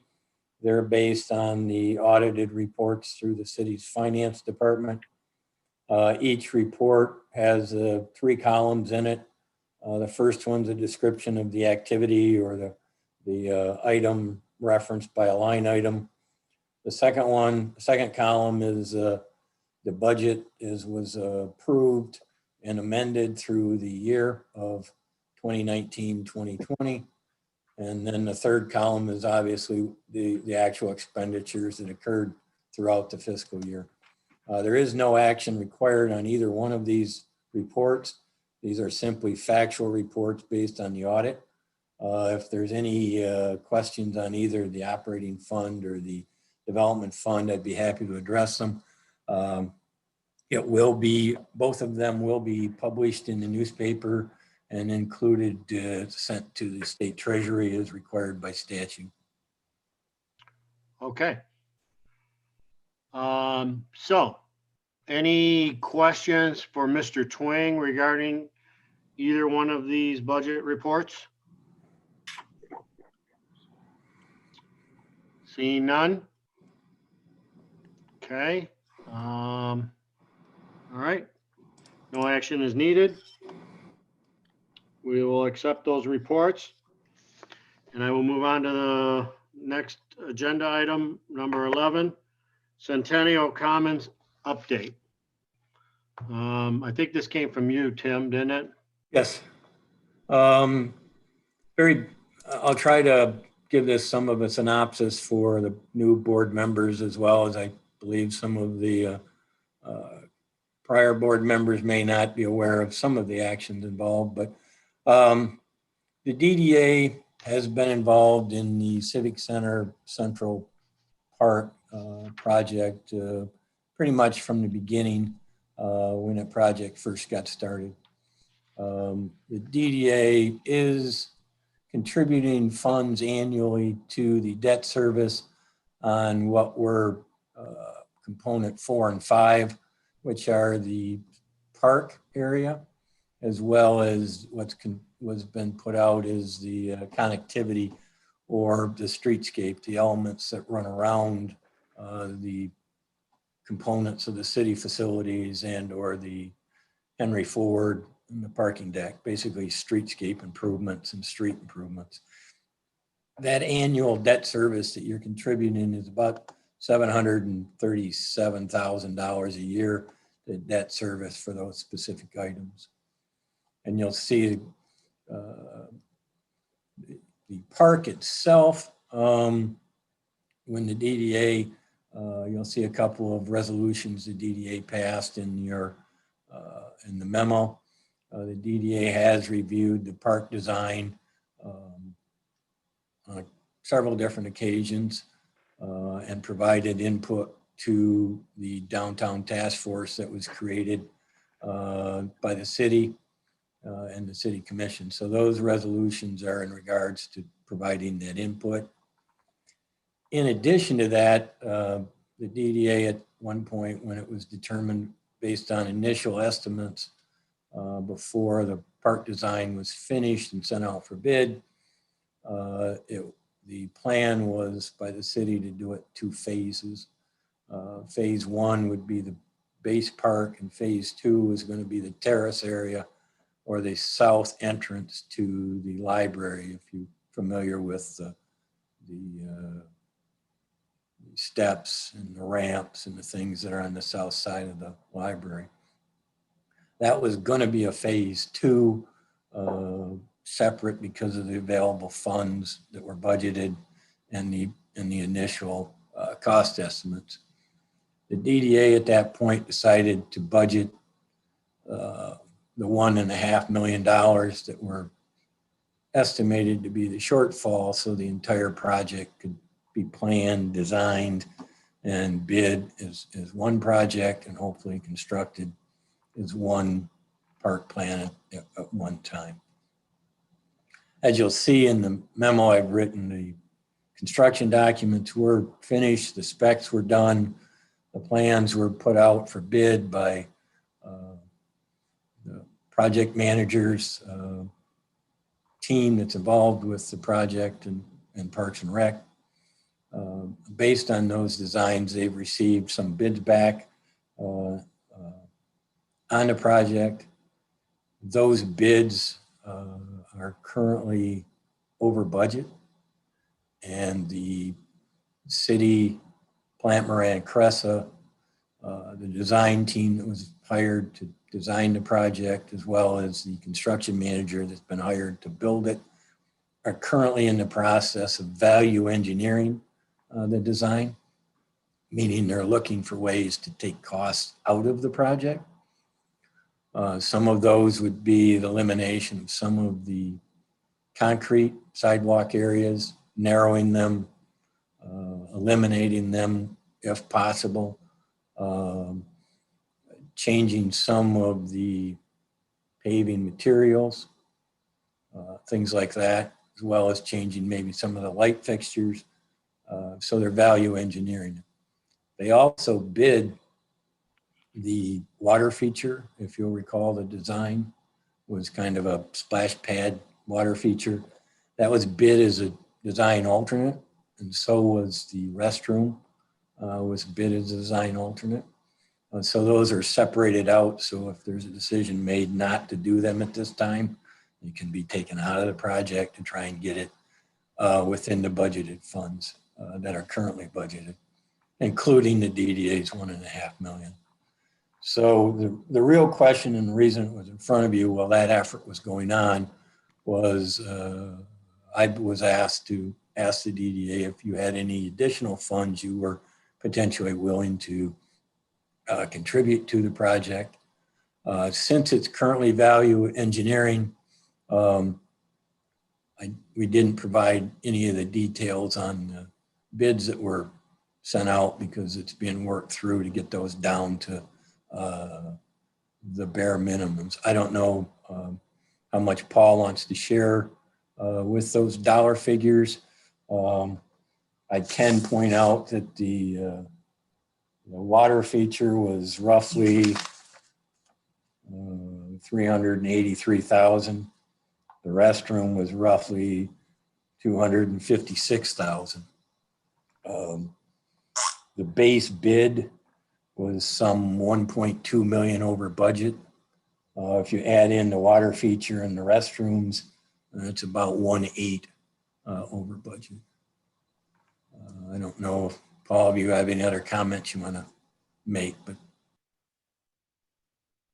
I would think that's a pretty good description. And so this is obviously a very important project and involved in the catalyst and the revitalization of this project area. So we are looking at, as Mr. Twing mentioned, value engineer of redesigning, but nevertheless, we are looking at some additional costs. So to bring forward the original concept, bringing that forward for your consideration and discussion, not anything that needs to be decided yet this evening, but wanted to initiate that conversation and to see what the board's interest is and to move forward from here.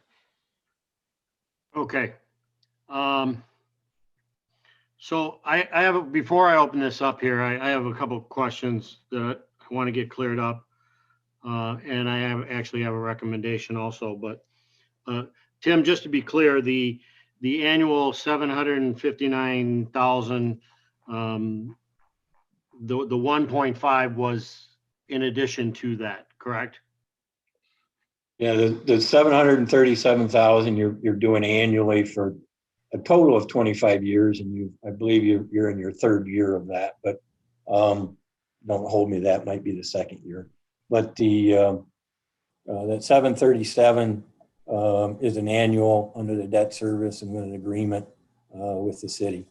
The 1.5 million is in your current fiscal year development fund budget. It's been budgeted for the park, and it's in addition to that annual debt service. Okay.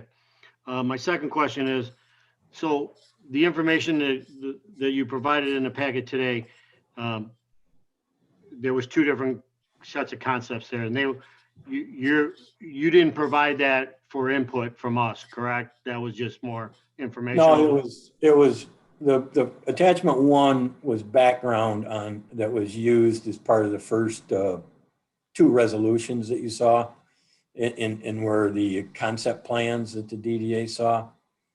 So those attachment one relates to the resolutions that the board saw. Gotcha. And the approval of the Glade A, I believe it was. So the attachment one relates to that. Attachment two is a portion of the construction documents. I wanted to give you an indication of what the overall layout looked like of the project. So those attachment two is a portion of the actual finished design. Okay. I want to hear everybody's comment on this, and I welcome all the comments that are going to come forward.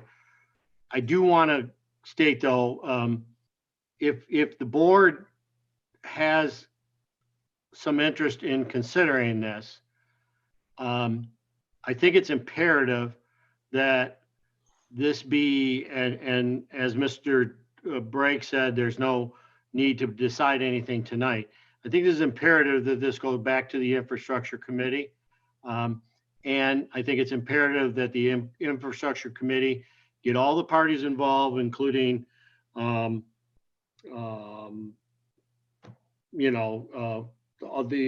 Plant Moran and all the people that are working on this project.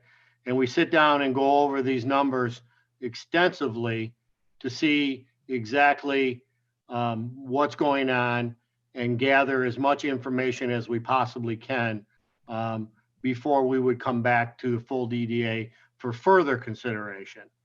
So as again, I welcome all the comments and I'd like to hear them all. But I do believe that this is something that we should be meeting with, whether it be Mr. Twain's department or Mr. Brake or the contractors or the architects or again, Plan Moran or something.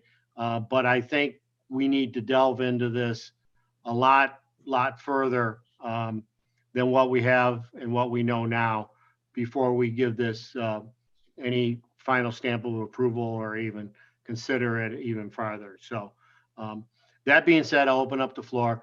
I saw Director Rosbeck's hand first, so I'll go with her. Yeah, so I guess my question is, this seems to me that the materials got way more expensive than I think these vendors or these partners initially thought. I mean, is there any speculation as to why these from Tim or Mr. Brake, what's causing the being off as much as I think they thought they were? That's, and I'll add my comments. That's part of the value engineering in terms of looking at what the unit prices were, potentially trying to drive down into what's driven the cost based on estimates from the design team versus the construction management team versus the bids. So that's part of the value engineering that's going on. I don't have a specific answer for you today as to what that is, but one of the bigger items is the cost of concrete and its fluctuation. So that's one of the items that's being looked at to reduce. Do we think COVID is driving these resource issues potentially? It's potentially, but it's hard to say. Okay. And I guess my last question or my last comment is, I agree with Director Sophia. I do think that the infrastructure committee needs to get very intimate with everything and really work to make sure that our investment is making it the showcase that it's supposed to, as we've all been down this pathway. It's a beautiful design. I would hate that the value engineering is going to cause it to lose a walkway or something like that, because these have been very intentional discussions. And the memorial committee, especially given the fact that we're moving the war memorial, I don't want to go down that path with them again either. Yeah, thank you, Director Rosbeck. And that was part of my thought process. It wasn't only the money here, but if we're looking at making revisions to any design or anything else, I think it's important that the DDA has some input into that. So I saw Director London. Yeah, just to piggytail on Director Rosbeck's point, to me, this park was a crown jewel. It's going to be the crown jewel of the city, and everyone sacrificed a lot, especially the businesses that butt up against it on Main Street. So we all want this to be gorgeous and beautiful, and we don't want to give up too much on the design because every part of it makes sense to me. And I was wondering if we ever considered making Ford a partner in this park at all, since Henry Ford Hospital, has anyone thought about bringing some business partners to help pay for it, or do they already pay for it? Yeah, good question, Director London. And actually, here in my notes, as I was reading through this memo, one of the things that I had listed in my notes here was the potential of corporate sponsorships for sections or areas or the water feature or so forth. I don't know if the city has done much research into that or not, but that would be one of the top questions that I would be asking also. And I wouldn't want the sponsorship to be like a glaring neon sign, something very subtle. Right. Like this, I would say like the Detroit Zoo does. Yeah. Good thought. Thank you. Director Riley. Well, I can answer that. Hold on. Let me get an answer from Director Twain. There is a sponsorship agreement with Henry Ford that's $50,000 a year. And that was for the naming rights. Is that correct? That's correct. Okay. That'll buy 1/5 of the bathroom. Director Riley. In 2 words, this is incredibly disappointing to me to hear, to find this out. I do agree this was the crown jewel. This was the one thing, a lot of people in the city had a lot of problems with this development and the way things went down. And this was kind of the saving grace, was this park. And to find out not only that we're over budget, but we're significantly over budget after what the DDA is given is incredibly disappointing. And I would say, and I'm going to be vehement about this, whether it goes to infrastructure or whatever committee, we don't give a darn dollar until we know everything that's going on here. We know who's at the table, we know why it happened, and we know who's given what else, because this is incredibly important. This is the one thing that everybody's focused on in this city. And I do agree that if the answer was, guys, here's the deal, no splash pad and no bathrooms. I mean, I can't imagine what I'm going to be reading about in the Royal Oak Tribune. That being said, now we got to figure out how to solve it. We are not the piggy bank. We're not going to, we're not going to come in and bail everybody out of this one. Maybe we'll play, we can help, but Director Spy, you chair the infrastructure committee. I'd implore you to get everybody at the table and get all the numbers out there and see exactly what happened. And I mean, we're short more than our secondary 1.5 million. Right. And we're short, what, was it 1.8? Oh, I'm sorry, what was it? 1.8, yeah. And if I can't remember exactly, but I recall the park overall infrastructure and all was somewhere between 8 and 9 million total originally. Does that sound right? Sounds about right to me, but I can't verify that. I mean, 20% over budget. Holy cow! Yeah. That's not COVID materials. 20%. Okay. Any other comments at this time? Director Brake.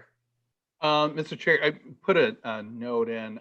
I apologize. I have another meeting at 6 o'clock, so I'm going to be signing off after this. Sure.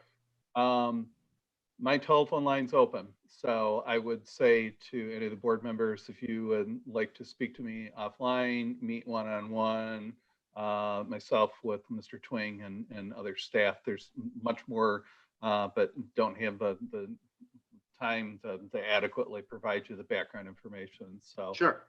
By all means. Want to have that open communication, but I look forward to having that dialogue. But again, I apologize that I need to scoot off here momentarily. So Okay. Thank you. thank you. And Paul, Dr. Rick, Tim, refresh my memory. Was part of the 9 million, was any of this included in the bonds, or was this, or no? Yeah, that's the debt service part of it. There's a base dollar amount, and I believe the higher number you're referring to at 8 or 9 million included the streetscape connectivity work, and I want to say it was more in the neighborhood of 11 million. What was allocated to the park was slightly over 5 million, because that was one of the DDA's items that you talked about, was at least 5 million being held for the park. And the rest was the streetscape. So, but we're going to get you all that as part of the infrastructure committee discussion. Okay. So we're going to put that on hold for right now. Did you have something, Director Keith, or did you? I'm sorry. I just wanted to support I deal with the public every day down at the coffee shop, and it is a topic of discussion of looking forward to this being a crown jewel. I mean, Right. it is something that is discussed at great detail, and I mean, literally was just looking at the same drawings online with some other people that were talking about it in the recent 2 or 3 weeks. Right. So, I mean, it is that important, and green space being downtown and the programming of that is just so powerful. So I just want to support that. Okay. That. Well, we're going to take a hard look at it, and hopefully between all the parties, not just the DDA, but all the parties, we can come up with some solutions here without having to sacrifice on design work. So, okay. That being said, I'm going to move on to the next item. The revised development fund budget. Tim? Yes, I just wanted to bring this back to you and get a board action on it. Most of the revised budget is based upon prior DDA actions, prior discussions that have occurred at monthly meetings. Since the audit was done and the financial reports were done, this is generally the time that I would bring you a revised budget for your review and consideration. So that's what I put in front of you. Very briefly, again, to run through it, there are 3 columns that are in the report. The first column is basically a description of the line item or what the budget task is for. The second column is the budget that was approved as amended back on June 24th of 2020. And then the third column, which is listed today's date, January 20th, 2021, has the revisions in it. In the top several lines are your revenue, property tax revenue, your TIF revenue, some interest that's accumulated based on your fund balances, miscellaneous revenue. That number has changed since this was published last week. We have received an additional $7,000 from Consumers Energy, as well as another $930 from the National Trust of Historic Preservation. That was a refund for a conference in Dallas that was canceled, and so they've sent that back to us. So the total under miscellaneous revenue is $34,430 if you want to keep record of it. Use of the fund balance also changed to $6,345,233. Again, if you're wanted to write those down. So the total revenue anticipated or budgeted is $11,156,663. Then under expenditures, the first several line items are related to wages, benefits of staff, as well as DPS service staff that comes into the downtown and does work. That includes Sean's time and my time for the DDA, as well as those DPS services. Most of the DPS services are related to snow removal, replacement of lights when they get damaged, and other types of maintenance works in the downtown DDA district. So then you get down basically to miscellaneous contracted services, and that's everything from Worry Free doing their maintenance during the summer and flowers. And you'll see several of these items haven't changed. I'll just touch on the ones that have. The build out of the commercial space and the 2nd Street deck. The DDA approved the contract for that work at $650,000. So you'll see that's a different number than the originally approved budget. The DDA also approved streetscape work that has been done under an agreement with Henry Ford and the Bogie Group of $140,000, and they installed the streetscape work that would have normally been done by the DDA from the alley to Main Street. So that's that segment, and they did it while they were doing the portion adjacent to their project, which they 100% funded.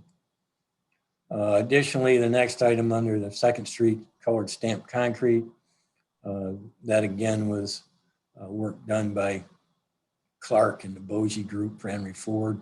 It's the portion of 2nd Street that leads into the parking deck on the north side of their building. It's got stamped colored concrete in it, and that was at the request of the DDA, that segment of the road matched the alley. So that $16,908 is based upon that agreement as well. You'll see the next couple of big ticket items are traffic signal replacement, the mast arms, That's almost finished, the 583,000. As soon as MDOT bills that out, you'll see most of that money spent. Those are the mast arms that have been put on 11 Mile, at Troy, at Main Street, at, I believe, Washington. Next year, similar mast arm traffic signals will be put along Main Street as you head south.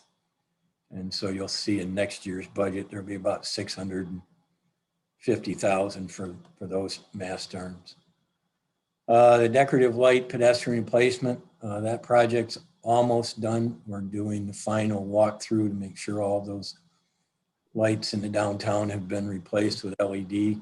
I don't know if you've noticed, but they used to have several yellow sodium colored decorative lights, and they're all white. That also included replacing some poles and the bases. So that was a significant project. I believe the total of that's going to be roughly $1 million. So there should be some carryover from that project rather than the $1.1 million.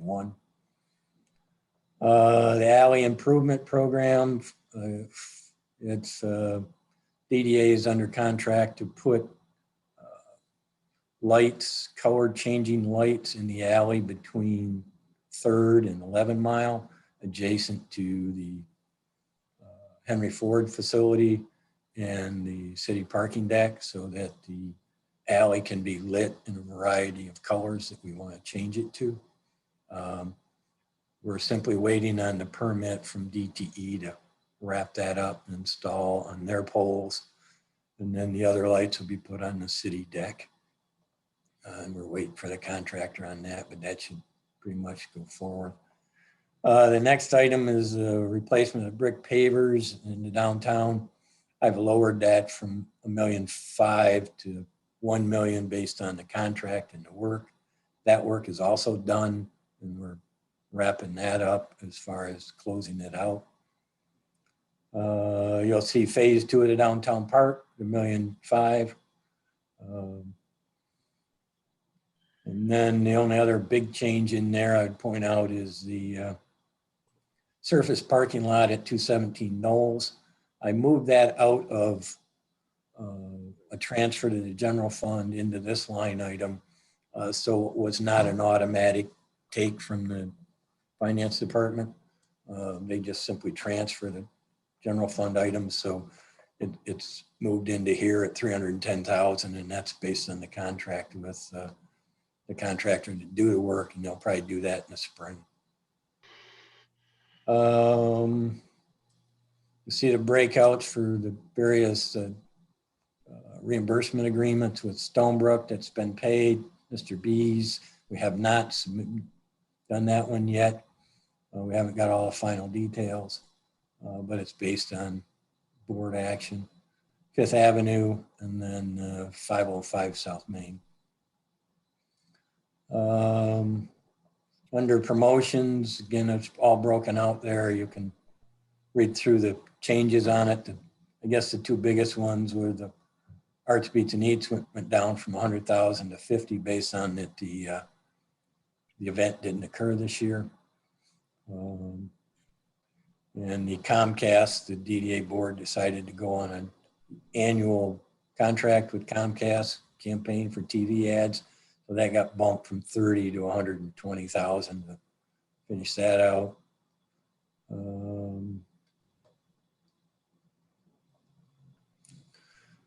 And then you get down under business development to the rebound program we've talked about a lot tonight. There will be some carryover from some of the funds that were budgeted during the fiscal year based on what's actually occurred. The consumer energy program, we've gotten a $15,000 and a $7,000 check from them. So that's a pass through to YIFT to run the gift card program. The ride sharing programs only have a few expenses against it.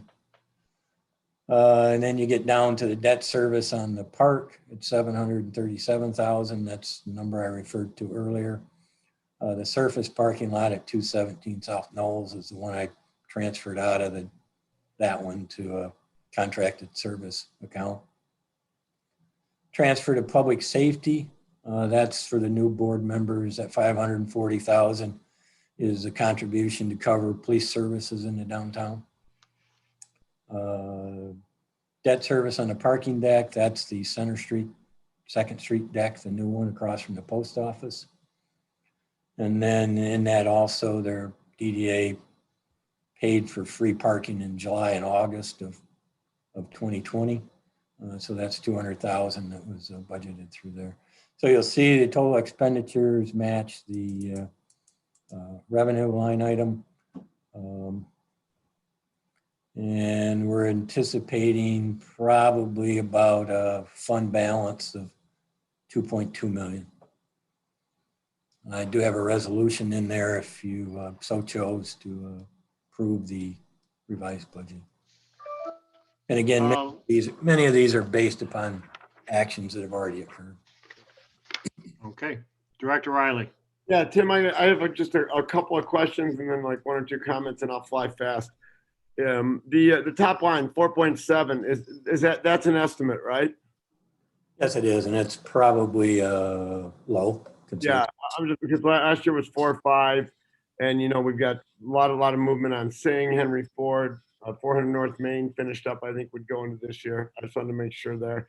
Run me through Consumers Energy real fast. So the check that we got the money up top in revenue, and then we cut Yifty 15. So it's just a wash on that 15, right? Well, we actually cut them 15 and another one for another 7 that we got last week. Okay. So there's no expense to us. We got a credit and then the debit just to you. Got it. So pass through. Yep. Just FYI, board. Like I went through this real fast, and like I added up kind of one-time expenditures. We have almost exactly 2 million in here on the rebound program. And then like in kind of what I called kind of structural one-time stuff, you know, there was $5.5 million. You know, that stuff that always pops up. But I guess, you know, the good news is that, you know, there's a lot of stuff in here that's one-time stuff. I think like in going through it, the area that I saw that we really are probably going to be beefing up next year and maybe the year after is with regard to the alley improvement, you know, as we hopefully do what we want to do there and get the whole 4 blocks done and done right. Yeah, Tim, you mentioned on the rideshare promotion, the 70,000, there's a lot still available there. One, we can either next, you know, we can either move it or leave it there when people start going back to using rideshare and coming out more. I think the program itself has a ton of merit. It's just that it was a timing issue. And I think that's all I got. Oops, I got one more. Yeah. Tim, no. Metro Times bought 35,000. I thought it was 15,000 that we ended up owing them there on that. Who? Which Metro one? Times blowout. Wasn't it 15,000, Tony, that we ended up putting out there that we didn't get back? For Metro Times blowout. Yes, I believe you're right, Director. I believe you're right too. Yeah, I thought it was 15, not 35. I think we initially came back and because it was originally, I think 70. Correct. And then we came back and halved it. And then because we didn't know if we were going to cancel, and then we just put skin in the game to keep it going. So I believe we stayed at 15 because that's what they already had put out. Well, understand your agreement runs with them through June of this year. So your agreement was pay them in June if it moves forward. So I budgeted your obligation. Yes. So Matt, we're obligated, we're on the fence for 35, but we've only paid out 15. Okay. I got you. I didn't realize that because I figured it was October, so we wouldn't start next year until after June. If you remember, the original event was to occur in June. Okay. And then it got pushed. Yeah, and one more thing, and it's not a budgetary item, but Sean, let's just kind of put this on our radar. It was, you know, kind of reminded me of it, but going through the pedicabs. So we'll monitor how things are going with COVID or whatever. And I know we've had discussions, and there's ways that we want to do it, and we want to do it right. But it's kind of hard to go out there now and commit to anything when you don't know what's going to be going on. But I mean, I'd love it if we could get it back at some point this summer, but who knows? Any other questions for Mr. Twain? Okay, seeing none, there is a proposed resolution before us to approve the revised development fund budget. Director Rossbeck, I move to approve the resolution. motion by Director Rossbeck, Support. supported by Director Riley. Any further discussion on this? Okay, seeing none, quick roll call vote here. Director Rossbeck, Yes. Director Riley, Yes. Director Keith, Yes. Director Lawan, Yes. Director London, Yes. Director Yazbek, Yes. and I will vote yes, and that motion passes. Tim, one quick question to piggyback on this and to get ahead of myself. Director Keith's new neighbor, Baker College, once they get all up and running, I know we had this discussion before, and I think Director Rosbeck said we're pretty sure they're nonprofit. Will we collect any TIFA from that entity? They're for profit. They're for profit. Oh, they are for profit. So we will They collect are. TIFA from that, correct? Well, we should at least initially, because I believe it'll be on the roll based on the developer as of December. Okay. Whether at some point in the future they become tax exempt, Yeah, my understanding, Director Riley, is that Baker College is a for-profit Oh, okay. university, Beauty. potentially. We Okay, should get that clarified. any other business for the DDA tonight? Yes, one more. Sean, where are we standing on Consumers Energy? Coming soon? Yeah, coming soon. Unfortunately, taking a little bit longer than expected. We didn't get the money from consumers until after the holidays. And then there's a finance department policy of anything that's over $10,000 has to be approved by the city commission before we can cut a check. So once the city commission approves our expenditure on January 25th, then we can send the money to YIFT. So I talked to Kristen about this earlier this week. And we're looking at starting this at the end of January, beginning of February. So until that point, it looks like we have enough in our YIFT fund to continue going status quo. There's always a silver lining. The silver lining in this one is it's good. It's January slow as it always is, and you've watched the sales have slowed. This is going to reinvigorate things, and not only with the money that's going to be there, but also with regard to reminding people that have their cards to go out and spend them. So I don't have a problem with the lull in the action. I'm gonna update myself. Baker College, I just Googled it. It says it's a not-for-profit. It is not for profit. They use a not-for-profit. So I don't know if they are a taxable entity though in the state of Michigan. Okay, They have committed to certain, like as I was listening to them and going and talking with them, they have committed to doing certain things through the DDA and through downtown. So there's going to be opportunities still to collaborate with those guys. Great. very good. Awesome. To a splash pad. Yeah. All right, Yeah, well, that's a good idea.